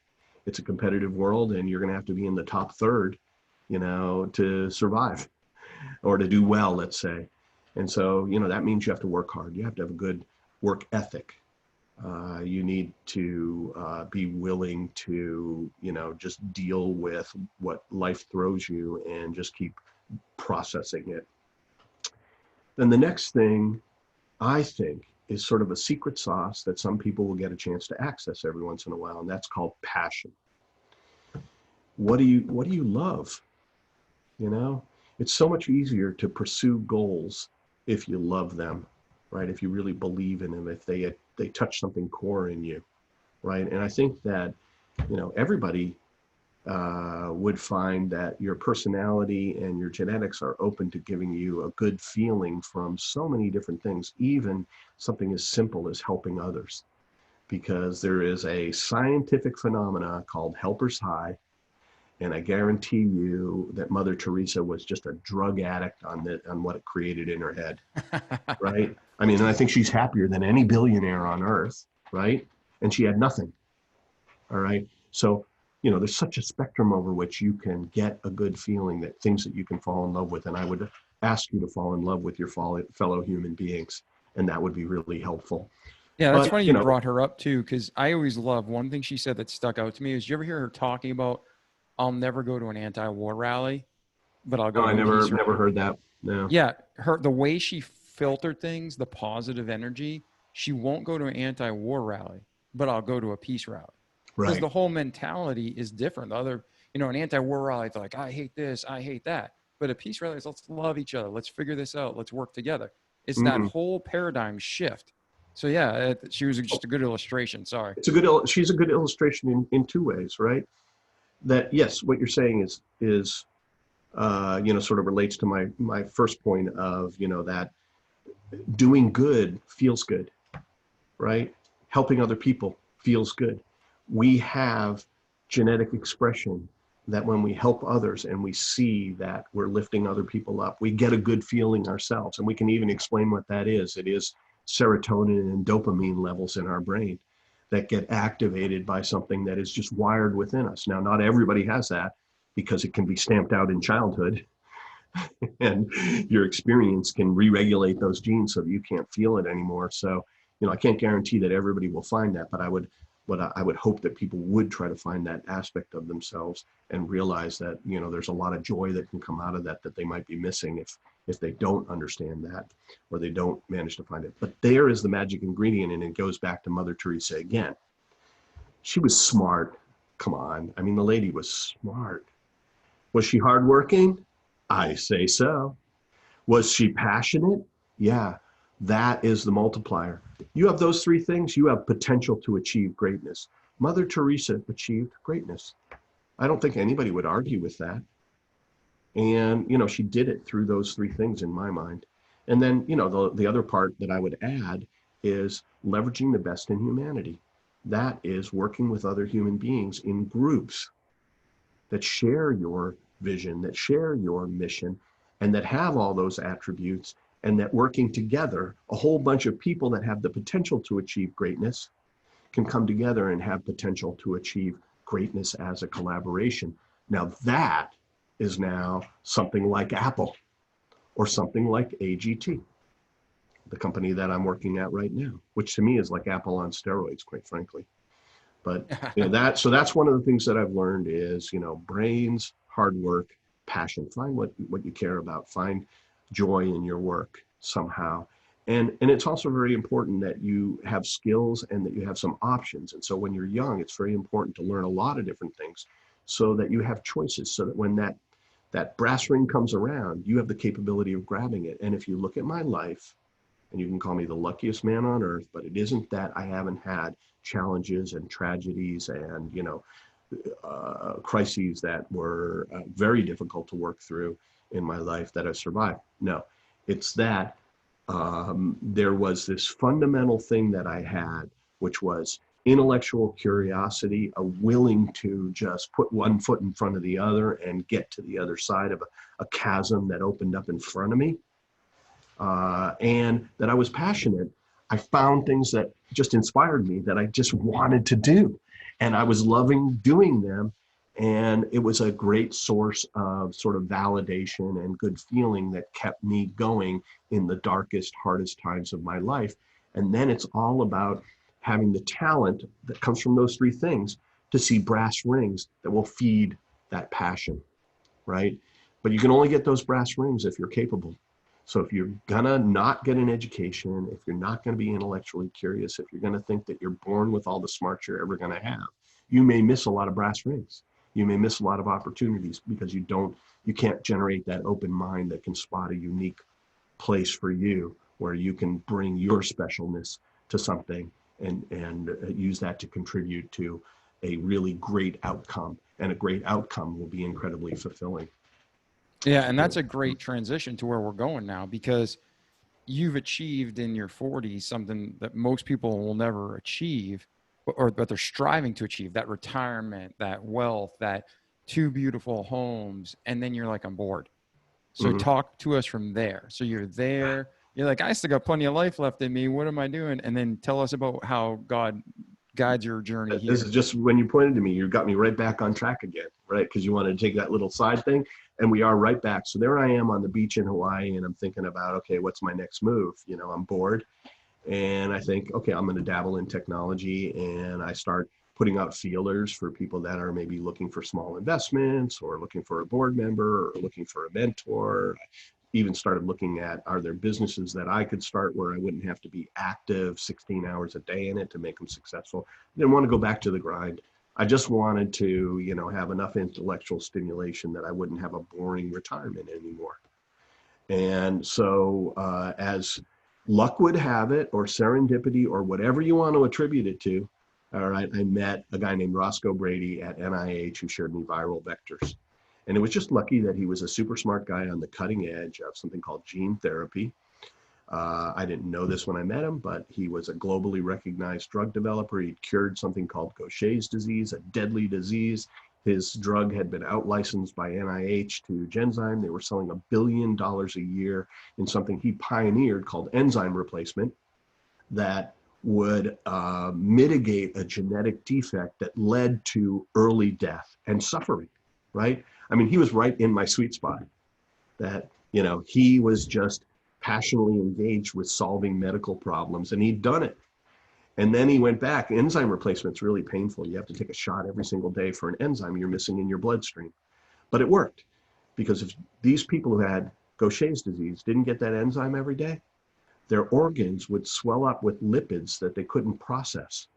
And as the organs got larger and larger, they would get distended, but then eventually the organs would malfunction and they would die from all of the built up lipids inside of them. And so he found the key thing that they were missing, and he found a way to grow it in bioreactors, and he found a way to get it into their body where it would be effective. And voila, he brought a cure to so many people. So he went back and said, there's got to be a simpler way. And he started researching viral vectors. And that's a really simple concept. I mean, you don't have to be a molecular biologist to understand this, but viruses have been essentially bringing in little snippets of DNA, right? DNA is the code of your body. DNA exists in the nucleus of every single cell, and it's the recipe, the instruction set. It is the operating system that tells that cell what to do. And the viruses can come in and they can dock with a cell and they can drop information into that cell that looks just like the messages that come out of the nucleus of the cell that run all the operations of the cell, and they can hijack that cell to do anything. All right. And what do they normally hijack it to do? You know, COVID, all it does is it drops in instructions that tells your cells how to make more COVID. And so the cells literally stop doing what they normally do. They just make COVID virus particles, and then they eventually explode because they have no resources left. They haven't been doing anything else, so they crack apart. It's called lysing, and then they infect nearby cells. And fortunately, you have a very sophisticated immune system that detects it, and usually will get on top of it before it does so much damage that it kills you, or damage that's permanent. But these are all things that you have to worry about with COVID, by the way, is that, even if you stay on top of it, even if you're a young kid and you get past it, there may be some change in your body that might come out later that might be dangerous. So it's worth avoiding. Really? Well, go back to that, because like my daughter tested positive for COVID. My wife, I, and son tested negative. So you're saying that, should we be keeping an eye on her, or like explain that to the listeners? Yeah. Okay. So here again, I'm getting my PhD in molecular biology and genetics right now by working at AGT, because I am with great PhDs who answer all my questions because I'm so curious. And I think sometimes people mistake me as a doctor or as a PhD, in a particular science. Okay, so I am not, but I do have an opinion. I think it's more educated than, just completely naive. But here's what I'm hearing is that they don't know yet, right? Scientists will eventually crack COVID completely, just like we've cracked HIV. We understand HIV so well, it'll blow your mind. We actually now use HIV as a way to cure other diseases. And I'm going to get into that in a minute. Yeah, it's crazy good. It's crazy good. And COVID, the problem is we haven't totally cracked it yet. We don't understand every aspect of it. We're still establishing basic parameters. And in some ways, we're not making the investments we really need to study it on a scientific basis and to leverage the information as we find it to protect ourselves. And I would, ask everybody that they listen to scientists right now, because scientists are reading, the universe's Encyclopedia Britannica, and they're really trying to help us. And so, Tony Fauci doesn't have a dog in this fight. I think he actually is just trying to interpret the science for us and give us the best input he can. He's not claiming he knows everything. As a matter of fact, that's one of the problems, is because he doesn't feel like he knows everything. He doesn't come across with a, my way or the highway and I know everything way that we like to hear sometimes from people that are in authority. But okay, but what he does say is this is what we know and this is what we don't know. And that's very important to listen to as a smart person. So what do we don't know? We don't actually know yet where COVID does most of its growing and damage in your body yet. But it may, think about what some of the symptoms of a COVID infection. Some of the symptoms are loss of taste and loss of smell. That means it's in your nervous system, and you're muted if you're trying to talk to me. No, I was just going to say that was totally ironic, because right when you did that, you're talking about COVID. I was totally joking. Oh, okay. Yeah. Oh, yeah. And then I rub my nose. Yeah. I'm just like, it's warm in here, and my nose starts to run when it gets too warm. So it's weekend in the office, and the air conditioning in a Class A space, of course, is turned off. I got to figure out how to get a little air conditioning sometimes, because I like to work weekends. But anyway, but that's the thing about COVID. We don't understand everything about it. So don't panic about your daughter. No. But don't take it for granted that just because she got over it, that it didn't matter. It might matter. All right. And that's why it's incumbent on all of us to stop the spread of this thing until there is a well-tested, completely proven from a scientific standpoint vaccine that we can take, that we know won't hurt us, but we know will give us an immunity to it, because it is possible to do a vaccine. It may not be possible to do it in the timeframes that politicians want, or they tell us it will be done, or that they even force through. So the key is to not ignore the science on any of these things. And I live in a bunch of all these scientists, and I listen to them every day, and I talk to them, and I ask questions. I understand how confusing it is out there, but let me tell you, we don't know everything about COVID yet. We only know that if everybody wears a mask, it slows the spread. We know that for sure. That is almost a magic bullet. All right. If we social distance, that helps even more. If we don't touch our face, we don't pick it up from surfaces, and we're unlikely to infect ourselves. And you'd be amazed. There are some stats now from beauty salons that show that even infected beauticians who wear a mask when their customers are wearing masks, and I'm just talking cloth things, that they rarely transmit the disease. Whereas we know for a fact in that kind of close proximity that the opportunity to pass the infection would be exceedingly high.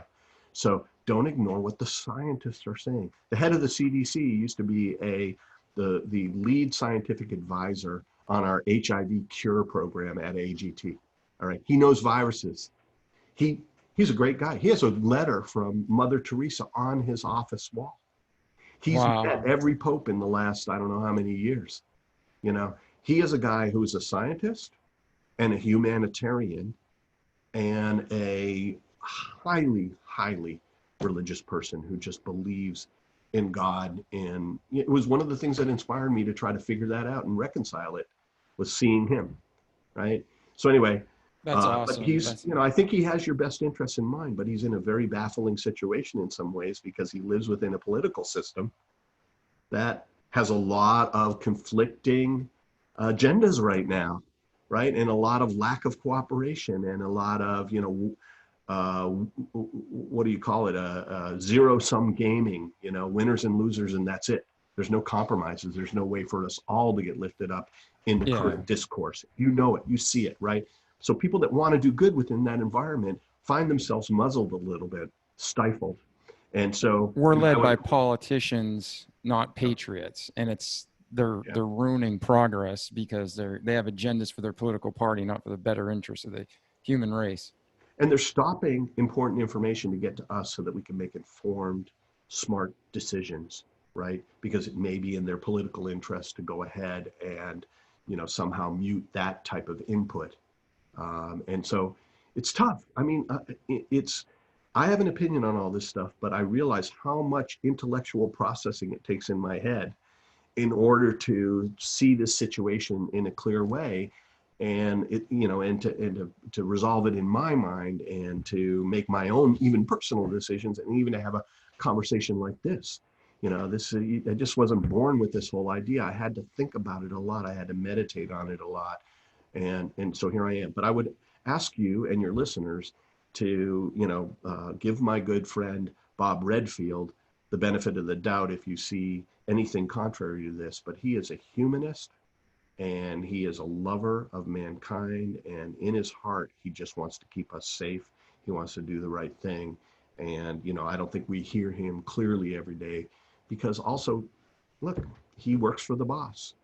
And, he can't do good if he's not in a position to do good. And you know what it's like when you disagree with the boss right now, right? Yeah. And again, the question that you're answering that I was asking is, when I heard about COVID, it seems like it was not a natural virus, and it seems like there's been some tweaking to it. So my question was exactly that before my daughter even got it, was once you get it, does your body just kick it out and it's done? Do you build a tolerance up to it? Or is it something that's going to lay dormant and kick back on? So that's why I was interested, that when you said that, it triggered it. I didn't want to get derailed from our conversation where you're going. Okay. But I mean, we can go anywhere. It's important. It's important today. I mean, this is interesting stuff. Yeah. I mean, look, this will be relevant for another year and a half, by the way, and maybe even beyond that. Yeah, I'm thinking 3 years. The aspirations of getting this thing cured or controlled, within 6 months or within 18 months, even the 18-month goal is highly aspirational. And so this is relevant. It's going to be relevant for a while. There's nothing wrong with discussing this. we don't know a lot of the questions that you're asking. But here's what some of the things that we have strong evidence about. And here's something that you should learn about science when you're interpreting what scientists say. And that is that nothing in science is considered fact. It's only theory, right? And the theory only holds as long as it's not disproven. And theories are established by experimentation that can be repeated by other people where they can get the same result. And that logic would allow you to derive conclusions from the experimental data. That's why Bob Redfield and our scientists and Tony Fauci live in such a fuzzy world. That's not a simple thing to do, right? There are no absolutes in science. You know, it's a theory of gravity. It's a theory of evolution, right? Nobody who's a true scientist goes and tells you that we understand everything even about gravity or about evolution. You know, and that's the thing. When you're sitting on moving ground, it's hard to sound like an absolute authority. And we have to be, you know, tolerant of that as we listen to them. They're telling us what they know best right now. So here's what I can tell you. There is very strong evidence that this is not, I repeat, not an engineered virus. This was not created and foisted on the world by man. It was created and foisted on the world by nature. This happens constantly in nature. And the more that humans spread across the planet, we get exposed to more and more animals in their natural environment that we've never been to before. And we get exposed to a bunch of new diseases. And COVID evolved from previous versions of the SARS virus. And you can see exactly where it came from. And it does not look like it was manipulated in a lab. It looks like it was isolated in a lab, and it may have escaped from a lab. So it's not, I can't promise you that it wasn't a human error that somehow released it. And that, you know, if you want to believe in a conspiracy theory, you might say, they're covering up, but they know exactly who the guy was who let it out. And maybe that guy was a really bad person who hated Wuhan. You know, I mean, but the point is it's just a virus. It doesn't have a country. It doesn't have a conscience. All it has is the mantra of a virus, which is spread and replicate myself. And it is relentless. And this is where nature again, remember I said, reality happens at the nexus of nature and human nature. And if human nature can't embrace what we understand or don't understand about the nature of this virus, then it will devastate us until we learn, because it is relentless. And, you know, it's passing around at very high levels in the United States. And you can see examples around the world where they have taken certain policy actions that have contained it more, and they are able to return to more normalcy than we are right now. And they live under less fear. There are lots of things that the federal government could do. All right. We are still the most powerful country on earth. We are still the richest, and we are still the best in my mind in terms of, you know, the diversity that we can bring to all of these problems, and the expertise and the institutions and the researchers and the doctors and all this stuff. But it won't work if we don't listen to them. It won't work if we don't action their stuff. It won't work if we don't take, you know, national policies to deal with a national problem. You can't break it down into 50 small state national problems, because the highways just connect us. And so you've got to deal with it, at least at our border. And really what you need to do is you need to join together with the whole world that's threatened on this level. And you need to find a way to globally contain this. And while we're not managing to contain it here, what's happening is the rest of the world is finding that we are a center of high levels of infection that they don't want moving back into their space anymore. And so they've built a wall around us. Ironically, the only country that still lets us in that's around us is Mexico. You know, you can't go to Canada now. You can't go to Europe, right? We don't have necessarily something where we say Europeans can't come here or Canadians can't come here. And in fact, they're not as big a threat to us. So this is what I'm getting at is, don't take anything for granted. Act on the best scientific information you can find. Think it through, use your logic and try to support things that would sort of bring us all together into the best collaboration that could lift us all up. And COVID could be a major learning experience about how liberals and conservatives and Democrats and Republicans and independents can work together to defeat nature, a force of nature, the most powerful thing on earth. And where did it come from? God, right? Wasn't foisted on us as a punishment for anything. No. God created the mechanism. Viruses mutate because of the universe. The universe is full of gamma radiation. The universe viruses have problems when they transcribe in our body and they make their own mutations, and then our body becomes a place where it is a evolutionary thing where the viruses that become stronger live and the ones that become weaker die off, and then a new virus is made. So we shouldn't be thinking about the guy that foisted this on us, even if there is somebody, or the government or anything like that. We should be thinking about, how do we fight this? Because here's another thing about the industry that I'm in. The idea of making engineered viruses will become easier over time because the tools are getting better for modifying DNA, including modifying DNA in viruses. So let's talk about that. How did you go from an IT, no, I don't want to say IT guy, but how did you go from a computer guy to a biology guy who's solving these types of problems after you met Dr. Brady? Okay, so Dr. Brady, tells me about viral vectors. A lot of the other stuff I had to derive in my head from what I could remember from 10th grade biology, the last time I did anything in biology. And what he said is that you can take viruses now and you can essentially crack them open and you can remove the DNA information or the RNA, sort of the genetic coding that when a virus attaches to your cell, it drops into the cell to hijack the cellular machinery. It's like a virus on your computer. It's not zeros and ones. It's ACTG, the nucleotides that code all of your DNA. Those 4 symbols represent, in the proper order, every gene in your body. And if they're in the proper order, your cell will make a gene product according to that proper order. It'll execute the instruction. And viruses evolved to bring in genes that actually instruct the cell to do a very complex thing. It needs to make a copy of the information that's inside the virus. Then it has to make a shell for the virus. And then it has to make what's called a packaging signal, something that will attract the shell together with the viral instructions, that DNA, that we call it a vector, and package it and spit it out, somehow export it from the cell, or just leave it in the cell until the cell is completely out of materials and the cell falls apart and release it to the rest of the body. That's pretty complicated. Normally takes at least 3 genes in every virus, all right? So we can crack them open, and in fact, what he was working on is he was cracking open HIV. Is that scary?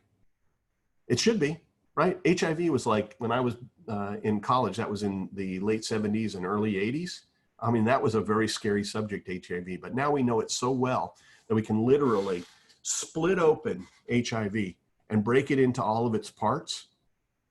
And we can take the parts that do the things that we like and get rid of the parts that are dangerous. So we get rid of its ability to replicate. So we make a new viral particle that can carry 1 dose of something, some genetic information, but it has no way to replicate itself. So 1 particle can only infect 1 cell. It becomes like a tiny little pill. We also can go ahead and take the parts of the vector inside, the genetic information that tells your cell how to integrate HIV with your genome. And we can leave that in there, but we can chop out HIV, the AIDS genome.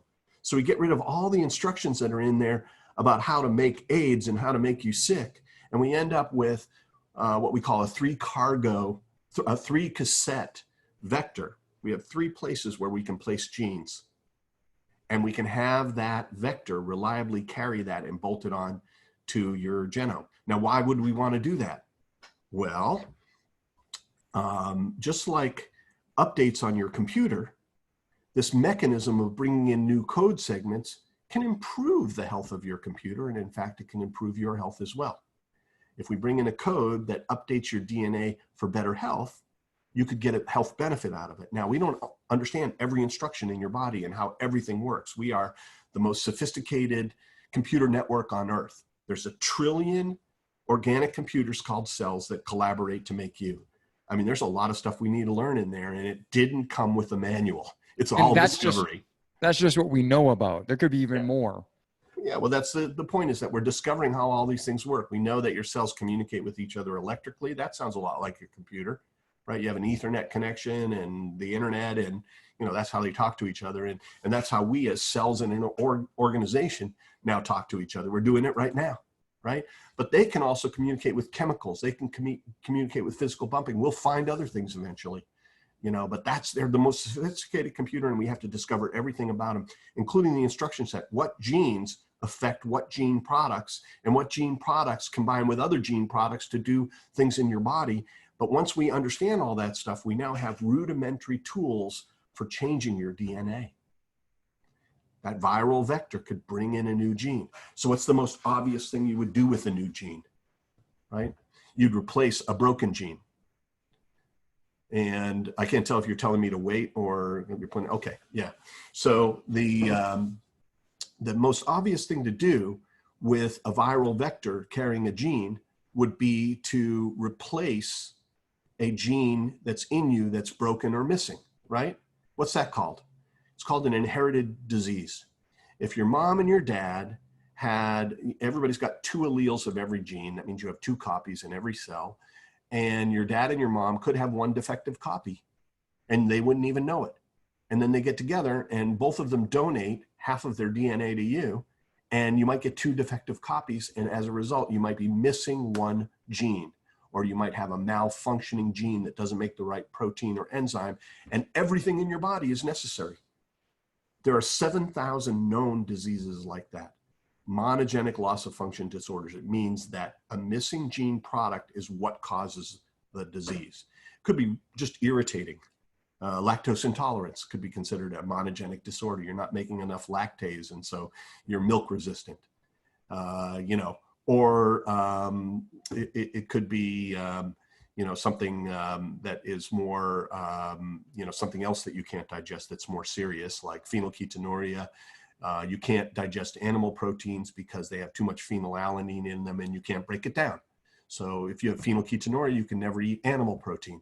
Not just milk, but you can't eat eggs. You can't drink mother's milk when you're born. You can't eat fish, beef, pork, none of those things, right? Because they all have phenylalanine. You can't drink a Diet Coke. It would kill you. It's got phenylalanine in it. So that's more serious. Or a broken gene could mean that your spine never forms normally. You're born with spinal muscular atrophy. You never learn to hold your head up on your own, roll over, sit up, any of those things. Eventually, you don't have enough muscles around your core to even breathe on your own, and you die in a ventilator, usually at around age 4. Now, those are all just 1 missing broken gene in some place where you need it. And let me cut to the chase here. That spinal muscular atrophy that I'm talking about, wow, that's the worst thing that you could ever hear your kid has, right? But a company called Avexis found a cure for that, where they cracked open a virus and they put the missing gene in there, and they give a dose of $1.5 million worth of these little tiny pills, viral particles they're called, but they look like viruses, but they're not non-replicating, into a baby. It restores that gene in their spine, and they grow up normally. Imagine that, right? Amazing. I mean, talk about a miracle. There's another cure for a monogenic disease. Leber's congenital amaurosis is where there's a gene missing in the eye, where the light-sensitive proteins wear out over time. So they're born sighted. They can see normally, and then you notice at around 5 or 6 or 7 or 8 that they have trouble seeing. And then by their early teens, they're blind. Well, that's now curable. A company called Spark took another form of adeno-associated virus, AAV, and they put the missing gene in that, and they put a dose in each eye, and I kid you not, blind people are seeing. Does that sound like a miracle? Yeah, Is that a gift? they 1 shot and they're seeing. They're seeing, yeah. There was an open mic at the FDA committee meeting, and the head of the committee, while they were trying to decide whether to approve the drug, he said, this is less like a committee meeting and more like a party, because they were reading cases from the small clinical study where blind people were seeing again. I mean, you can't help but be excited by that, right? You can't hold that back, right? Nature, it's a force of nature, right? Even our desire, right? We can understand that, wow, curing blindness, who could be against that, right? So anyway, they were seeing results where kids that were blind were now hitting baseballs. Can you imagine how hard that would be? That people that were blind were now driving cars. Oh, They went out and got their license, right? That's amazing. So there's two examples, right? Of, the blind are now seeing, cripples are now walking, right? It's only a matter of time before the lepers are all healed. But also, I believe we'll send radiation and chemotherapy the way of bloodletting and leeches, because now that we can take this ability to modify your cells for better health, that we can put new genes in there, we don't have to stop at correcting errors in your genes. Okay, places where you're missing something and overwriting them with a viral vector. That's what most of the drugs are. We can improve the operation of cells that aren't doing their job quite well enough. And that's the key to HIV. HIV only gets into your body because the HIV viron has evolved the capability of grabbing onto a T cell and infecting it and making it part of the infection, right? The thing that is the worst thing about HIV that in some ways we have leveraged for the best things in our company is that the genes that it's carrying, if it finds a cell to attach to, it will actually transmit those genes and install them permanently in the DNA of that cell. And for the rest of the existence of that cell, it'll be making HIV. Well, guess what are the first T cells to arrive at the infection when HIV enters your body? What's that? HIV specific T cells. There's a specific class of T cell called a helper T cell, CD4 positive T cell, sometimes called a CD4 cell. And you have an infinite diversity of these things in your body for every cold you've never seen. You have them for COVID. You have them for diseases that haven't been on the planet for, thousands of years. Most of the T cells that you're born with will die with you, never having seen the pathogen that they were there to protect you from. Some of them actually are clearing small amounts of cancer from your body so that it doesn't turn into big cancer. Your immune system is incredibly sophisticated, incredibly diverse, and it has T cells, which are absolutely right for fighting HIV, but HIV has got a temporary advantage over them, right? And we might evolve eventually where, the HIV viron can no longer, infect that HIV T cell. But now that we can modify the DNA in that T cell, we can modify it in ways that we understand that make it impervious to HIV. And then what does the HIV T cell do when it arrives at the infection? Instead of being infected by the HIV T cell, it kills the T cell the way instead of being infected, the T cell becoming infected by the viron, the HIV pathogen, the T cell, since it can't be infected, does its job and kills that thing. And then that T cell actually goes on to signal the rest of your body to mount what's called an immune cascade, an immune reaction that involves not just that CD4 cell, but CD8 cytotoxic cells that will look for infected cells in your body and antibodies that will slow down the virus so that you can get on top of it. Well, it turns out that HIV is a very fragile virus. It moves very, very slowly in your body. A cold moves much faster. So your immune system, if it's protected from that initial infection, it can prevent HIV from getting a hold of your body. And they've proven this a number of different ways. One is that there were women that were born, and men, I suppose, too, in Northern Europe that were working as sex workers in AIDS-infected villages and not getting HIV. And they were just, wow, how could this be? And they went and they looked at their blood under a microscope, and what they discovered was that these people that were mysteriously not getting HIV were missing a receptor that's on most of our T cells called chemokine receptor number 5. Very technical, you don't need to know that. But think of it as a door handle. They discovered that HIV grabs onto 2 anchor points on a T cell in order to bind tightly with the membrane and infect that cell. And one of those anchor points is CCR5 for the most common strains of HIV. And without that anchor point, this viron can't get a grip on the T cell well enough to infect it. And the T cell detects it and kills it and starts the immune cascade and brings more of its friends out into the bloodstream to fight any other HIV that might be there. And beautiful. Isn't that amazing? So we know what that defect, it's actually a genetic defect. You know, it's like 0.3% of the Northern European population does not have CCR5 on their T cells, and they are immune to the most common strains of HIV. What's the downside of not having CCR5? It turns out that it's useful for T cells to crawl through tissue, and so they get higher levels of skin and skin infections and fungal infections on the skin. So bacteria and fungus can be a bigger problem for them. But hey, it's not a bad trade-off. I'd rub a few lotions on a fungus or a bacteria in order to be immune to HIV. Yeah, 100%, especially if that's their trade. Yeah, yeah. So yeah, if that's their trade. Yeah, no, this would work on anybody. We don't want to. You don't have to be in advocating sex working to take advantage of this or to be interested in this podcast. So exactly. We're not advocating sex everyone. trafficking in any way.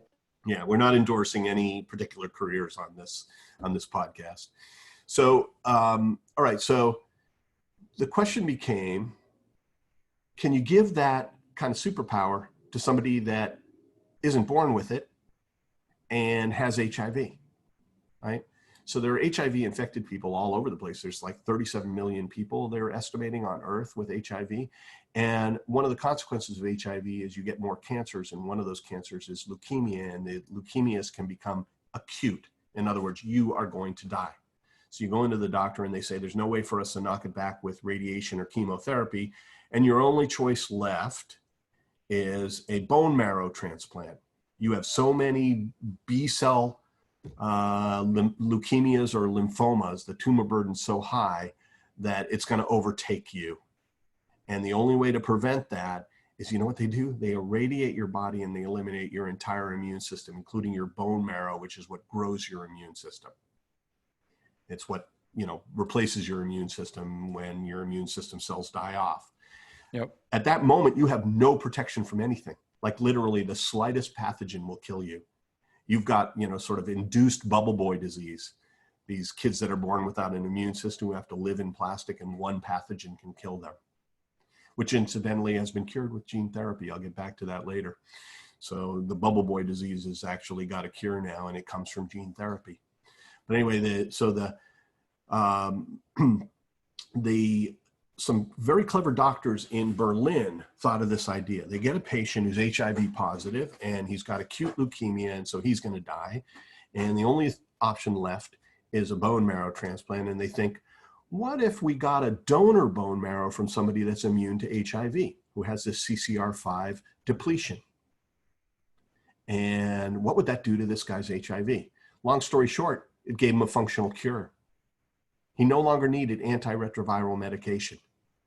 His T cells were able, the new T cells that were born out of that transfer, were able to control HIV in his body and keep it below the levels that he would be able to get it to with antiretroviral therapy alone. And so he was what's called functionally cured. He could not get AIDS, he could not transmit it to others, and he could not even be reinfected by strains of HIV that require that CCR5 receptor, which is most of them. Wow. And that's because the bone marrow was giving that gene it needed, that information. Well, when you transfer bone marrow from somebody, you get whatever the makeup was of the genetics of their bone marrow. And if you transfer from somebody that's got 2 broken genes that are supposed to make CCR5, so they don't make that door handle, when your immune system regrows from that bone marrow, it comes out with broken CCR5 genes in every cell. And so it's missing the door handle. Your genes decide everything about the cell. Now, how long does that take? Like for, if you get a bone marrow transplant, what's the cycle for your body to regenerate like that? You know, I don't know for sure. I've never been through it myself, and I've never been close to somebody who's been through it, fortunately. The First of all, it's incredibly traumatic. I mean, the radiation, and then the vulnerability to infection and all those things. 6 out of 10 people that get bone marrow transplants die from that. So, you know, Yes, it's super hard on you. it's super hard on you. And, but recovering from it, I don't know, it's probably takes you, you know, to fully recover months, but you grow back your immune system, you know, relatively quickly. And you grow back not your immune system, but you grow back a immune system that was compatible donor, right? But had this one genetic mutation. And so that's what's going on. And they end up, you know, there's been another example since then that they commonly refer to as the London patient, but they redid the experiment and they got the same result, which makes sense, right? And they've been trying to do it. They had done like 8 or 10 other, you know, bone marrow transplants, and they had never gotten it for a couple of reasons. One is people died from the bone marrow transplant, so that's a failure. And then the other thing is that they would get a new immune system, but HIV would still come back. And it looks like a lot of that might be because there are certain mutations of HIV, strains, so to speak, or sometimes called clades, that don't require that CCR5 to get in. They hold on to something else called CXCR4 and CD4, and that's what they use to get in. And so if you're missing CCR5, it doesn't stop those clades, right? It doesn't stop those strains. So they may have just regrown a small amount of HIV that was hidden in their body that was a different strain of HIV than their main strain, which was R5. And but what you're doing with American Gene Technologies is you're able to extract, and you're looking at which strains they have, and then making the new, you're taking the quote unquote virus and putting the new program in and attacking that exactly strain. Is that well, sort of. strain? It's actually better than what you're describing. So what we're doing is we look at these people that are HIV positive now, and we say, how can we make it like a successful Berlin or London patient? How can we make their immune system look like that?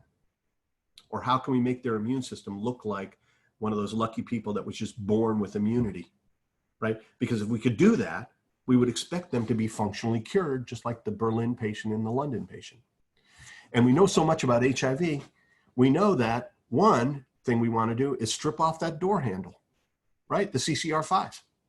That's all the Berlin patient got. That's all the London patient got. And that was enough because they only had R5 strains of HIV in their body, and now they're controlling it. All right. So we think, okay, that's one thing you want to do. But what about the ones that don't get in through R5? Well, it turns out, you know, we can put a virus, okay, we can crack open HIV and scoop out AIDS and throw it away. Now we have an empty stealth bomber that we call lentivirus, and it can carry a number of different genes that can either install new gene products or that can create what are called short interrupting RNAs or short hairpin RNAs, which have the effect of shutting down other genes that exist in the cell. So one of the siRNAs that we put in there is against CCR5. It shuts off the expression of the CCR5 gene. And what happens to the cells? They lose their CCR5. They lose the door handle. And if that's the only HIV that's in the body, it can't get into cells anymore. And we focus on just the HIV T cells because they're the ones that will be attracted to HIV virons and cells that are budding HIV virons, and that will be the first ones that arrive there and kill the cell or kill the viron before it can get anywhere else in your body. So the important thing is to find all the HIV protection that you have in your body and protect it against HIV entry. So just stripping CCR5 is enough to protect it against most strains of HIV. But then we put in other synthetic genes that create these short interrupting strands of RNA against genes that come in with HIV. So we understand from studying HIV, what are all the strains of HIV that we know of today? We can find common regions in critical HIV genes, AIDS genes, that if you knock them out, if you shut them off, it can't produce virons anymore. It can't destroy the cell. And so we go ahead and put siRNAs in. Why do we do that? because we can pick conserved regions that aren't just R5 strains, but all the strains of HIV. And so we have knockouts to critical components of X4 tropic strains that would get past the CCR5 protection. And if it gets in, it doesn't matter. We still attack it with those siRNAs. And if it's pre-infected, if there's a cell that already has HIV in it, that siRNA will cause those genes to be knocked down, it's called. In other words, they can't express, so they can no longer function in the cell. And so the cell is essentially healed by those siRNAs because those 3 genes can't work together to make new virons. And so we're shutting off HIV. It's like a triple protection. And we can do it in an 11-day cell process where we draw 400 milliliter leukopak from any HIV-infected individual who's well controlled on antiretroviral therapy. What does that mean? They've been taking a suppressive therapy, a chemotherapeutic that suppresses virus long enough that what has happened? Their normal immune system has come back out of their bone marrow. Their normal immune system includes HIV-specific T cells. They're still no good against HIV because they're infectable. But we can pull them out, find them, modify them so they're uninfectable by HIV. We can culture them up so that we have like 1 billion of them, more than you need. And then we can put them back into your body. Now the first T cell that arrives at an infection, even if the infection's already in your body and it's a viral reservoir, buds an HIV viron, these cells can come over and successfully kill that cell and kill that viron without becoming infected. And they can signal the immune system that the pathogen is there, which builds the other layers of the immune system, the CD8 cytotoxic cells that not only can kill HIV, but they are what's called degenerative response, which means that the CD8 cells that are created have random mutations in them, so they catch the random mutations in HIV. And it's all because these CD4 positive helper T cells detected it, and they're helper T cells that alert the CD8 system to start creating all of these clones in response. And and then there's one more layer. It alerts your antibody system that it's there. And you start making antibodies against HIV. And so you start treating HIV in your body like the common cold. Your immune system is capable of clearing HIV like you can clear the common cold. And we think we can prove that in a human trial. We think that the evidence is there from the Berlin patient, from people that are naturally immune to HIV, from the London patient, and we've actually made blood product from HIV-infected individuals that we have in a petri dish, and we can challenge it with massive amounts of HIV and latently infected cells that are infected with HIV, has a remarkable ability to clear itself. We think that in an upcoming human trial, we'll get a chance to see whether the cell product we made has enough clearing power, and that our theory about how the immune system will react with those helper T cells being healthy and active against the chronic viral infection. We are hoping, we believe, we think we have the logic behind it, so we have some level of confidence that this could happen. It's not a guarantee, but we think it should be able to control the viremia from then on without antiretroviral therapy, just like the Berlin patient. Somebody would be functionally cured. Yeah, and I was just going to say, to translate to the listeners, some of you are listening, and it's getting a little deep, but what Jeff's saying is essentially, and I don't want to use the wrong term, but what the layperson would say is a cure to HIV. I mean, they're going to be able to spin this into a cure for HIV. Their preliminary testing has worked. Their blood testing has worked. And now talk about this. This is a big deal. You don't have to go long into it, but you just got FDA approval to try these human trials. Yep. And that is massive. So the FDA has looked at this data, looked at the science behind it, and they're saying, yeah, we believe in this enough that we're going to let you do human testing. And that just doesn't happen every day. So talk about that. That's huge. I mean, it takes a tremendous amount of expertise at the FDA to even fully understand gene and cell therapy. I mean, that's cutting edge science. And then you have to understand HIV on top of that to even read our proposal, right? Anyway, they read it. They asked us a bunch of questions, a bunch of good questions. We filled in the blanks that they thought needed to be filled in, and When was it exactly that we got clearance? It's like a red letter day, but it was like a week ago. Yeah, a week and a half ago, we get a letter from the FDA and they say, you've satisfied our questions and we're allowing you to step forward into the proposed phase 1 clinical trial where we can now take this blood product and put it back in to patients and see if it works. I mean, it's huge. I mean, it's just huge. Up until now, it's all theory. This is the proof in the pudding. Yeah, and the only that's way to prove it. Yeah, and that's what's fantastic and amazing and exciting is this is going on right now. Mhm. As you're listening, not Jeff, as you, the listener, our friend, I'd say your first name, but I don't know it. You know, we're all over the world. But as you're listening right now, it's happening. And Jeff, from where we are today, sitting here looking at each other on this screen to when the testing begins, I know there's no exact time frame, but roughly what are we talking about before this gets real? Like you got a real human in a real chair and it's going down. So we think we're going to start recruiting patients late September or early October because the FDA, part of their approval is they approve a clinical protocol and a lot of paperwork that goes to the doctors, a lot of procedures, a lot of information that go to potential trial participants to make sure that everybody is doing this from a standpoint of knowledge and competency, even the patient, that they know everything that they're signing up for. It's very important stuff.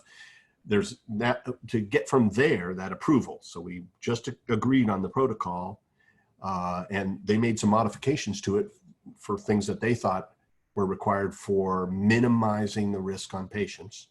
And so we have to implement that in all the documentation. Most of it's done. And then we have to bring it out we have 3 trial sites that are already contracted and are agreed to do this. And we have to train their clinicians. And we have to get all the materials out to them so that they can execute on that approved protocol. And we already have all the materials banked. We have it in the freezer. And we have a CMO where that's called a contract manufacturing organization that can take the blood draw from a patient and run it through an 11-day automated cell protocol in a benchtop unit that creates the cell product. The cell product is you take the 400 milliliters of blood and over 11 days, we isolate the HIV T cells, we modify them so they're immune to HIV, and we culture them up to 1 billion of those cells, what we think is sufficient for clearing your body of HIV or clearing the HIV infected individual. And then that blood product actually has to go through a whole bunch of testing criteria before we can reinfuse it. But that's what happens after it's modified and after it's approved as having been modified safely and free of pathogens and things like that, then it can be reinfused into the patients. So we will probably recruit our first patients in early October. That should give us enough time to bring the clinical sites up to speed and bring in our first patient. And then it will take probably about 90 days from the day we do the blood draw to when we reinfuse. So we're hoping that we will reinfuse blood product by the end of the year would be the best case, but early next year in January would be the first time we reinfuse. That's when we get safety data, because that's where you find out whether there is an adverse event that's serious from the infusion of these HIV T cells that have been modified. We've been thinking very, very deeply on this for a long, long time and thinking about safety and thinking about everything that can go wrong. And that's part of the clinical protocol, is to identify all the things that you might see and tell you how to react to them, again, for safety. But we have as much confidence as you can have that it's safe. And now we have the FDA looking at it and saying that it meets their criteria of confidence, right? That we can give it a try. So we're very, very hopeful, and we believe that the safety data will be good. That will be another gargantuan milestone, right? It does no harm, or it doesn't appear to do any harm. The next thing is to find out, does it do any good? So we have secondary measurements of blood markers that will give us information about whether these cells are in the body doing what they're supposed to do, that they're healthy, that they're reacting normally, and that they're clearing HIV.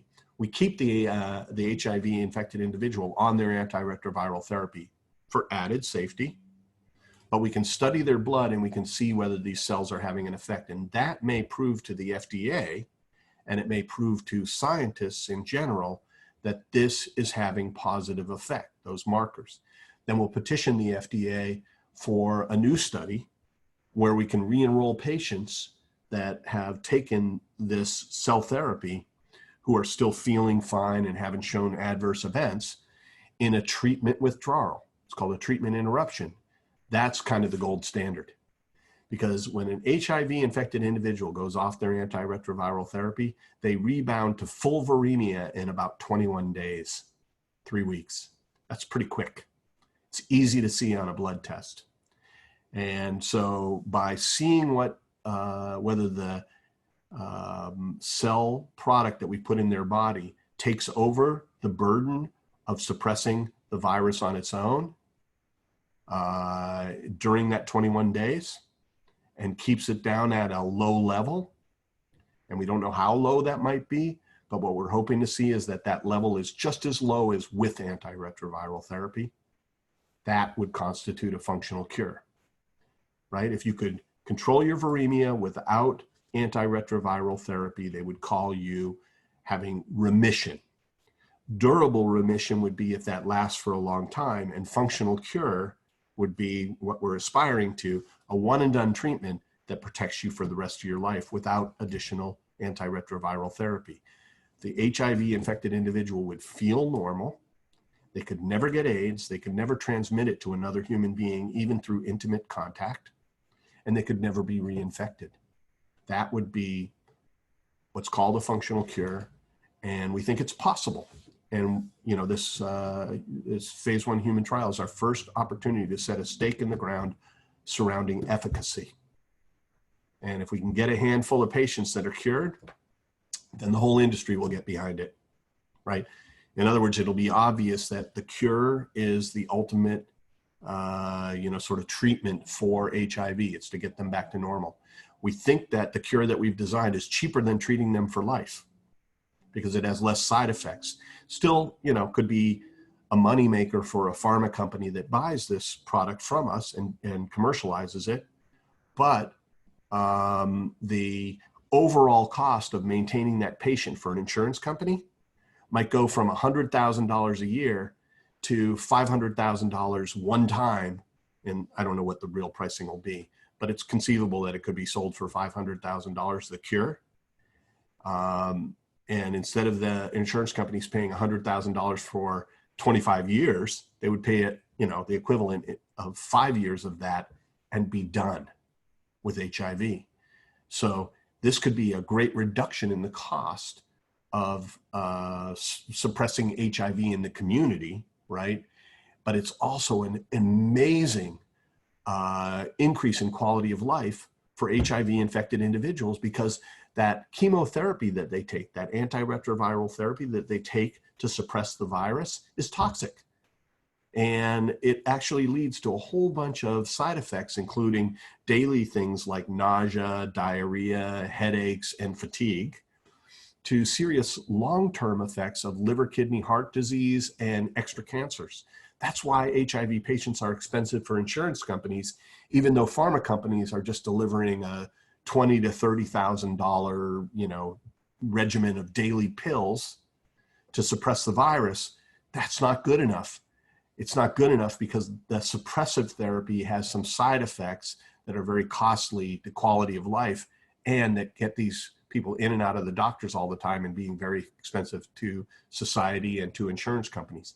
So we think this is good overall. It's good for pharma companies, it's good for insurance companies, it's good for HIV infected individuals, it's good for society.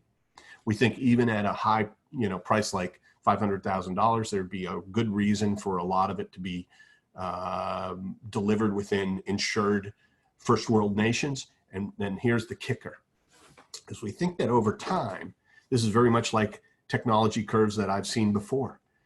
The capabilities of gene and cell therapy are doubling every year, and the cost is halving. It's actually faster than that. It's like Moore's law of computers. And what happens in that environment? You get more and more value at lower and lower costs. It's also very competitive because there's multiple ways to solve any problem in software. Just because VisiCalc wrote the spreadsheet didn't mean that they dominated spreadsheets forever. You probably haven't even heard of VisiCalc. They got wiped out by Lotus 123, which a lot of people haven't heard about because Microsoft wiped them out. Why? Because they were the most efficient programmer. And so what happens is it's a very competitive business. And so if you can go ahead and squeeze out costs, you will eventually deliver those savings to the patients. And this will creep out from primary markets, you know, first world nations, insured people, to the whole world one day. Just the same ways that computers ended up essentially seeping out to the entire planet. You know, there's so many people in Africa that never owned a landline, a telephone, a rotary phone, as you said, or even a touchtone phone. They certainly never even dreamed of owning a computer. And now they have a computer in their pocket that's more powerful than any computer on earth in the 60s, or even in the 70s for that matter, right? And that attaches them to, you know, all the knowledge on the planet and communicates with everybody. And it's got so much value packed into this, but even though it's expensive, it's still worth it in Africa, and many people have these cell phones. That's the way gene and cell therapy will be in my mind. And I always like to tell that part of the story because I think a lot of people feel that this good will miss a lot of people on Earth. I think it will take time to get to everybody on Earth, but I don't think anybody's going to miss out on the gene and cell therapy revolution. What we have right now is something that's incredibly powerful. We can go down to the roots of your genetics and we can modify that for better health. And once you prove this model for HIV, the opportunities are endless, correct? With so many other diseases and ailments. That's right. And there's a lot of companies working on a bunch of diseases and ailments, but I would argue that they're working on it as if they were Lotus Corporation instead of Microsoft Corporation, right? They're focused on just a disease. If you're only interested in writing a spreadsheet, you only learn about spreadsheets. And you don't learn the fundamental foundation elements that are critical in many different applications, like word processors, like presentation software, like databases, like whatever.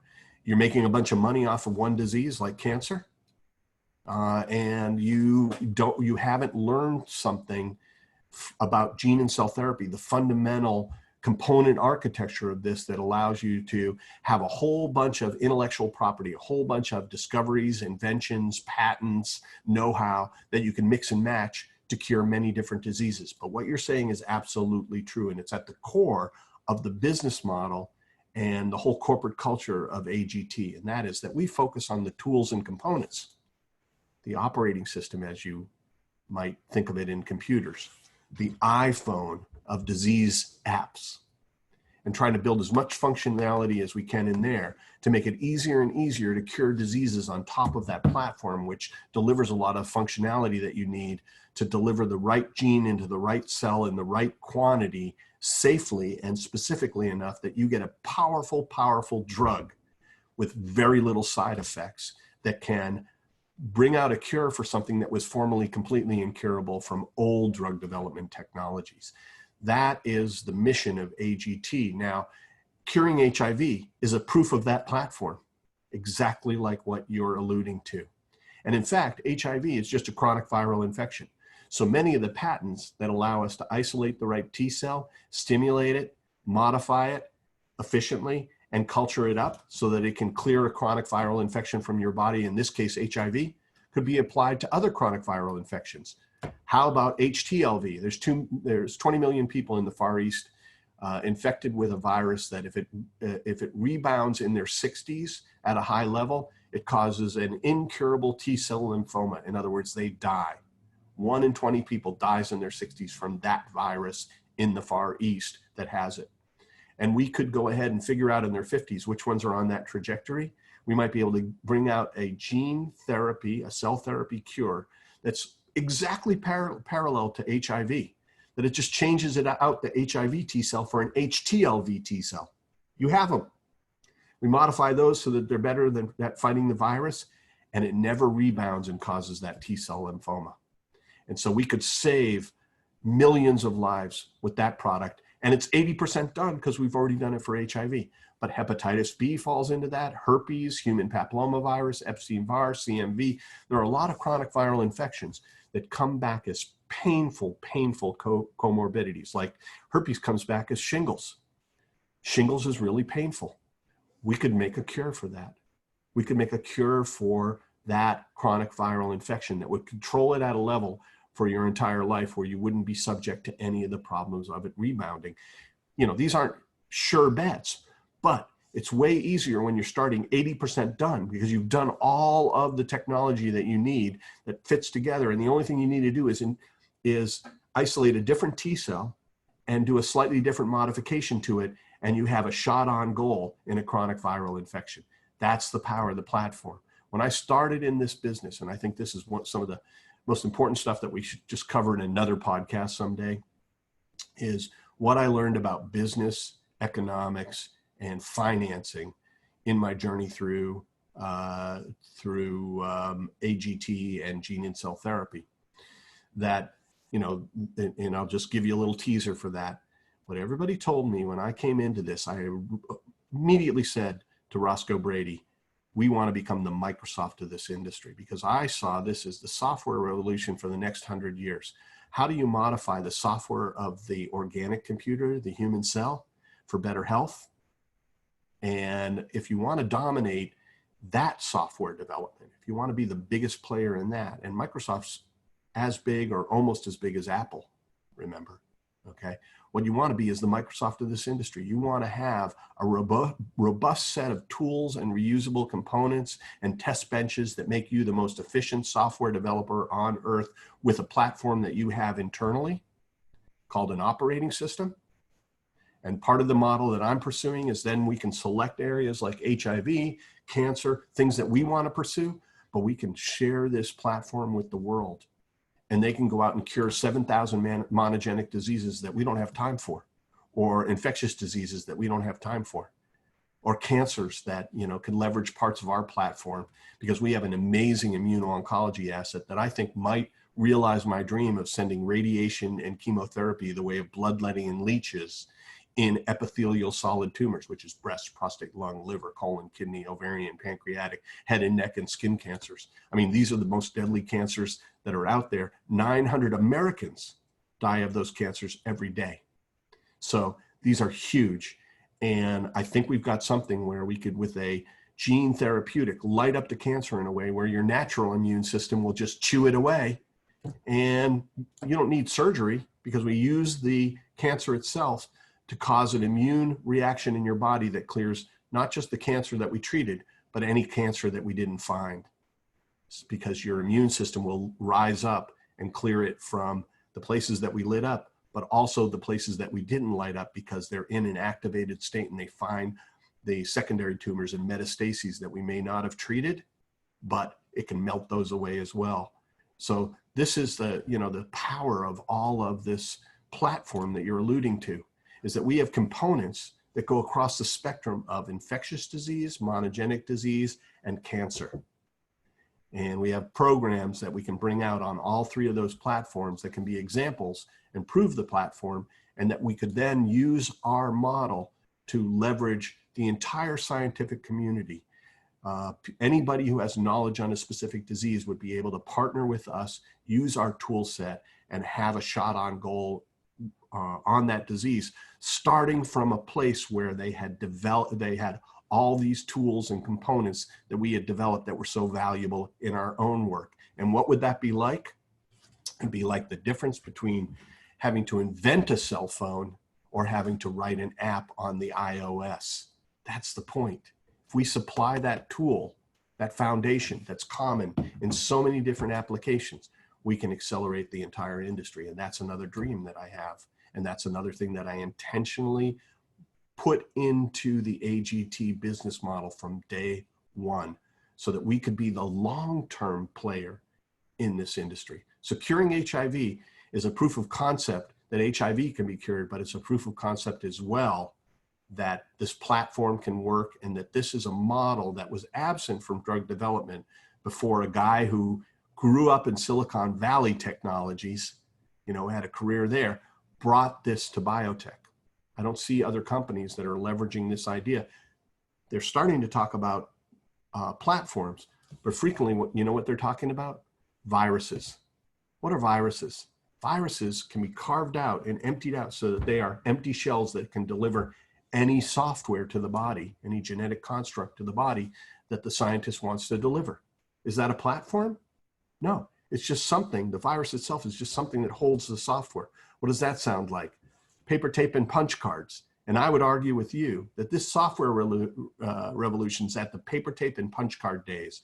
But diskettes are coming, CDs, DVDs, thumb drives, and it may be possible one day to deliver curative and therapies that improve your life over the internet one day. You may have something personal at your home that will generate a small amount of virus that you can just breathe in or whatever, and that will cure that what ails you. So, I mean, the future's endless. And so we modeled this company after the dominant force in the last computer software revolution. And I would argue that was Microsoft. You might say it was Apple, but Apple is a hardware platform with a proprietary software operating system. But Microsoft is this more general case. It is really much more software. And I think that's what AGT will be at first.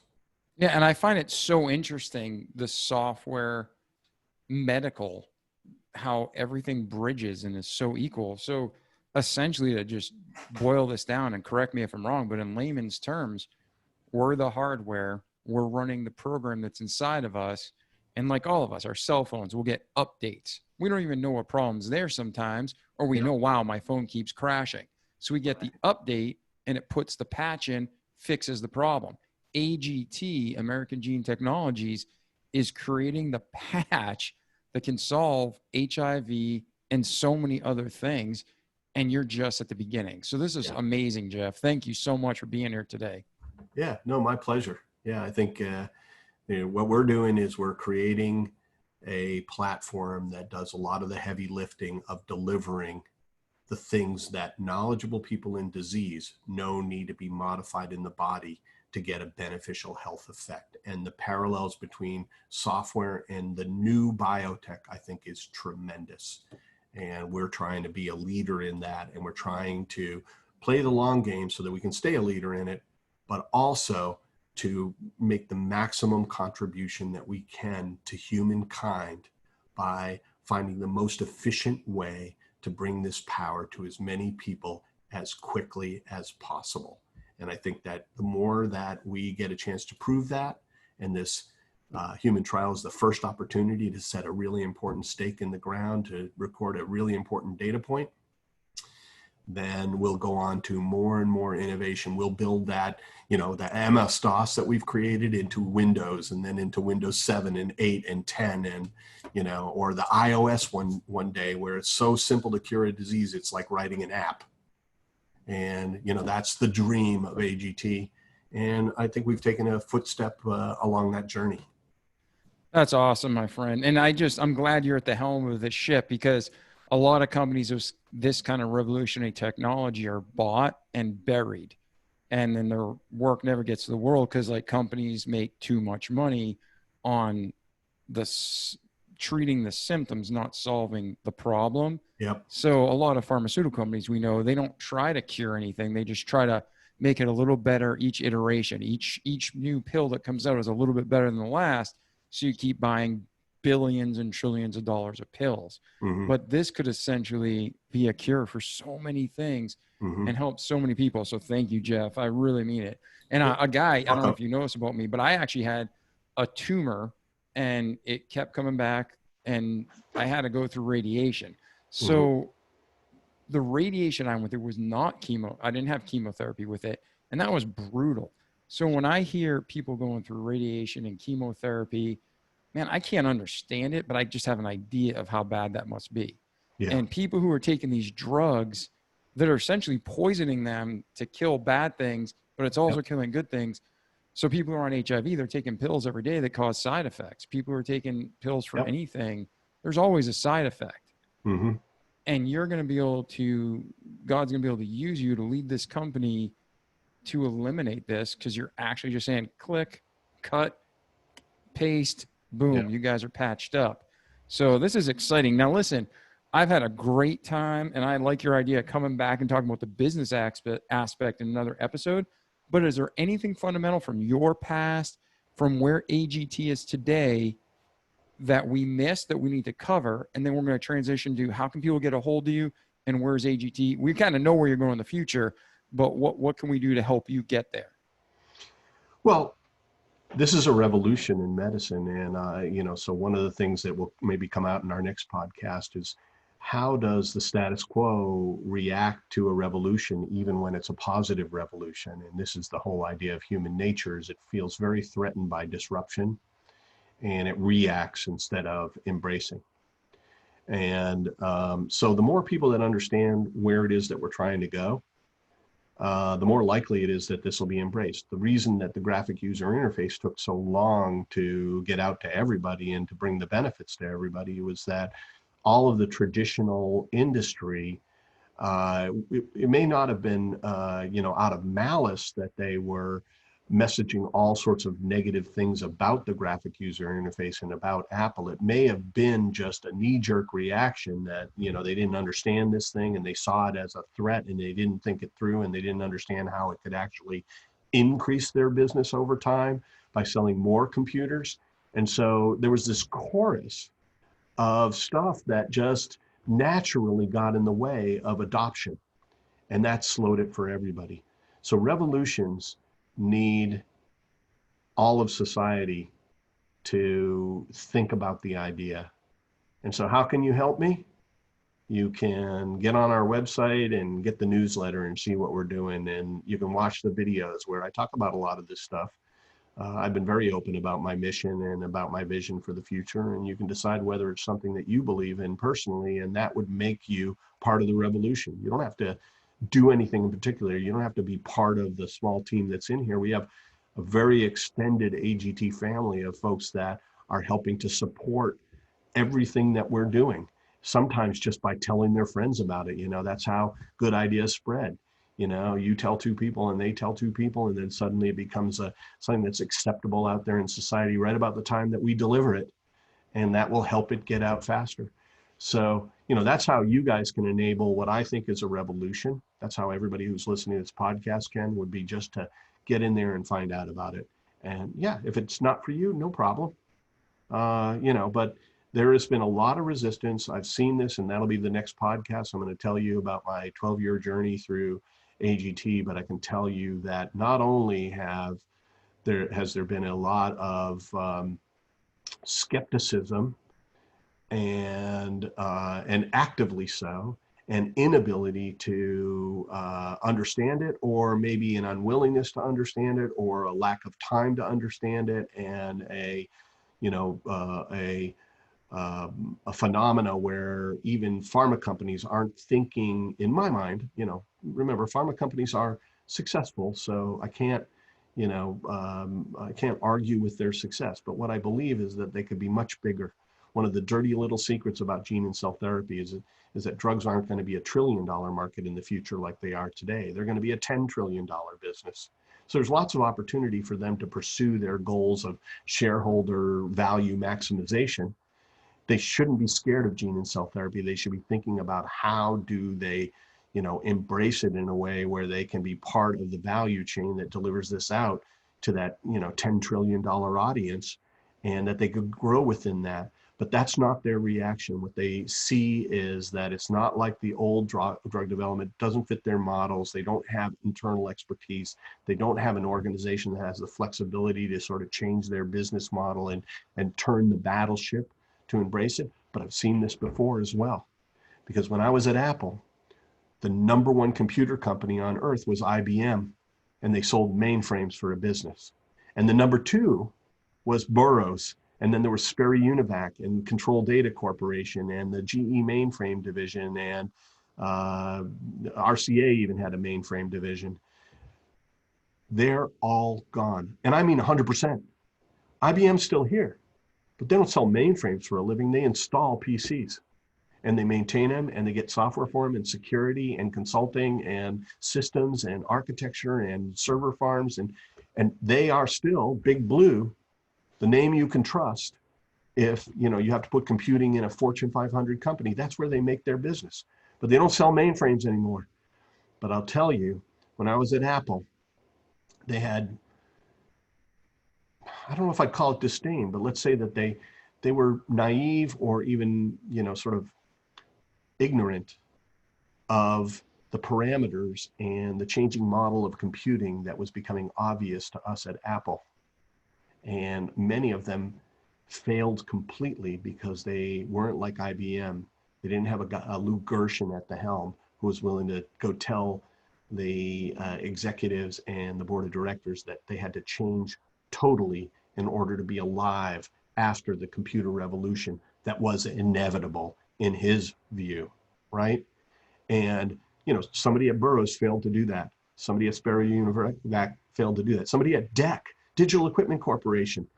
Ken Olsen was famous for saying nobody will ever want a computer in their house, right? That's crazy, right? I know it's crazy, but you know, that's the point. It's like, look, it has to do with being intellectually curious. It has to do with taking the meeting. It has to do with learning what somebody else sees and actually honestly and openly evaluating that and saying, what part of that rings true and how could it impact me and how could it impact my business? And, you know, and really, really smart players will stay alive longer because they can adapt. But organizations are like organisms. If they either adapt, migrate, or die, nature will change. Lots of things will be revealed out of nature that will be powerful things that will move industries and technologies forward. But organizations may not be able to adapt, or they may refuse to adapt. And this is the thing about human nature that I said. Human nature can block all of this input from nature that scientists are showing us, that technologists are showing us, that visionaries are showing us. And it can be existential. It can be deadly. It's been deadly before. And, you know, I frequently say pharma companies are going to have to realize that gene and cell therapy is bigger than the old pharmaceutical market. And that means that adapt, migrate, or die. Just like the mainframe computer companies of the 80s that dominated, and I mean dominated computing. Oh yeah, nobody Yeah. ever thought they'd be gone. They were the 900-pound gorilla, and they'd make fun of people, but they're gone. They're gone because they didn't look ahead. That S patent curve of innovation, they never thought it was real, and they just let it go. Yeah, they couldn't figure out a way to action it. You know, it became something that destroyed their position or deteriorated their position instead of something that they could utilize to, you know, enhance their economic activity, their commercial activity, their growth, and their longevity. But it's natural, right? Remember, if you looked inside a 100,000 person organization, what you'd see is a bunch of tiny cells living in cubes that have learned to do things a certain way. And the nail that sticks up gets hammered down, right? Unless somebody at the top is like, oh my gosh, we need to embrace this thing, and somehow pushes that through the whole organization. And I'm telling you that what Lou Gershon did was superhuman anyway, to get IBM to go ahead and retool itself in that way. I mean, it seems impossible when you think about the situation that he walked into, but it's a great, you know, Harvard B school case. It's probably a B school case at every good business school across the land. But it, you know, it had an example in it that I think pharma company executives may relive, that they would be smart to go back to their MBA program and pull out that case and say, what did Lou Gershon see and what did he do that we may not be seeing and we may not be doing, and that could make us the Burroughs of this industry instead of the IBM of this industry? And I think it's that big. I think gene and cell therapy is that big. It's that powerful, and it's going to, you know, be an absolute deluge. There's a drip, drip, drip of miracle cures coming out already. I told you about already, you know, blindness that's cured, a spinal muscular disease that cripples people is cured, bubble boy disease is cured, 2 incurable forms of leukemia are cured. You know, there's things on the horizon for hemophilia, beta thalassemia, sickle cell anemia. These things are all looking like they're going to come to the forefront. That drip, drip, drip will turn into a steady stream. The steady stream will turn into a deluge, and then the dam will break.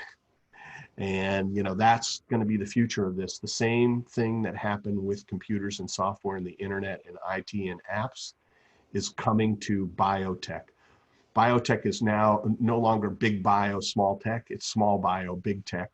because, a lot of the stuff that we learned about software, I think, applies to this new industry. And this is all going to be leveraged for not just an evolution of pharmaceuticals, a revolution in pharmaceuticals. Man, well, thank you so much, Jeff, for being here today. It's been fun. It's been intellectually stimulating. I'm excited about the future, not just for your company, but for all of us. To the listeners, this episode, it's got a lot of content, a lot of techie stuff, but listen to the episode, check out Jeff's website, check out what they're doing, sign up for that newsletter, kind of get ahead of the curve in what's coming out. And like Jeff, we said, let's do it. Let's do another episode down the road. We'll do updates on what's going on with AGT. We'll talk about the 12-year journey in the business side. And we'll even talk about the dangers of the tech if this gets in the wrong hands. Because while you could use it for good, there's scumbags out there that could use it for very bad things. Mm-hmm. So we got to make sure we balance this out, right? Yeah. But is there anything that we've missed before we go? No, I think, our website is www.americangene, so American with the N, and gene, GENE.com. You can get to everything there, all our social media, we post things on Twitter and LinkedIn and Facebook all the time. We have lots of ways for you to stay in touch with us.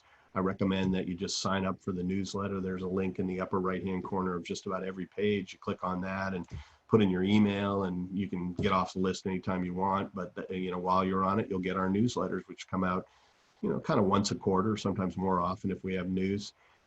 Stay in touch. If this excites you, it'd be wonderful to have you as part of our extended AGT family. So that'd be the only thing that, sort of I'd add to what we said. And then I'd love to come back again. And I think there's a lot of interesting things that have happened over the last 12 years that I've learned a lot from. And you meet me today at probably the most dramatic time in my life, which is we're on the eve of testing a cure for HIV that wouldn't just affect, potentially 1.1 million people in the United States and 37 million people globally, but it may be a proof of concept for this whole platform idea. And it may be the thing that brings in enough sustainable capital that we can widen out our therapeutic pipeline to dozens of drugs. And it could also empower this amazing technology that we found for treating epithelial solid tumors. And so, everything is riding right now on the spin of this roulette wheel that we're going into this clinical trial. So it's a very dramatic moment, and it makes a great story, and the arc up to it, of course, is very interesting by itself. So, maybe one day we can get back together and talk about that and make that the focus. That'll be wonderful. So thank you again, Jeff, to be here today. You're truly a remarkable guy. I look forward to continuing our friendship and getting together for another episode. And ladies and gentlemen, I'll put links in the show notes to how you can get in touch with Jeff. And if you're thinking about this, if you're thinking about the deep purpose of life and where did mankind start, humankind, again, don't take offense to that. I'm just using the proper English. Man, reach out to me, reach out to Jeff, but that's it. Like our slogan says, don't just listen to this great information, but do it, repeat it, and have a great life. We love you. This is David Pasquale with the Remarkable People Podcast. Go out there and do something with your life. Jeff, thank you for doing something and making our lives so much better, my friend. Thanks, David. All right, everybody have a great day, and we'll see you in the next episode.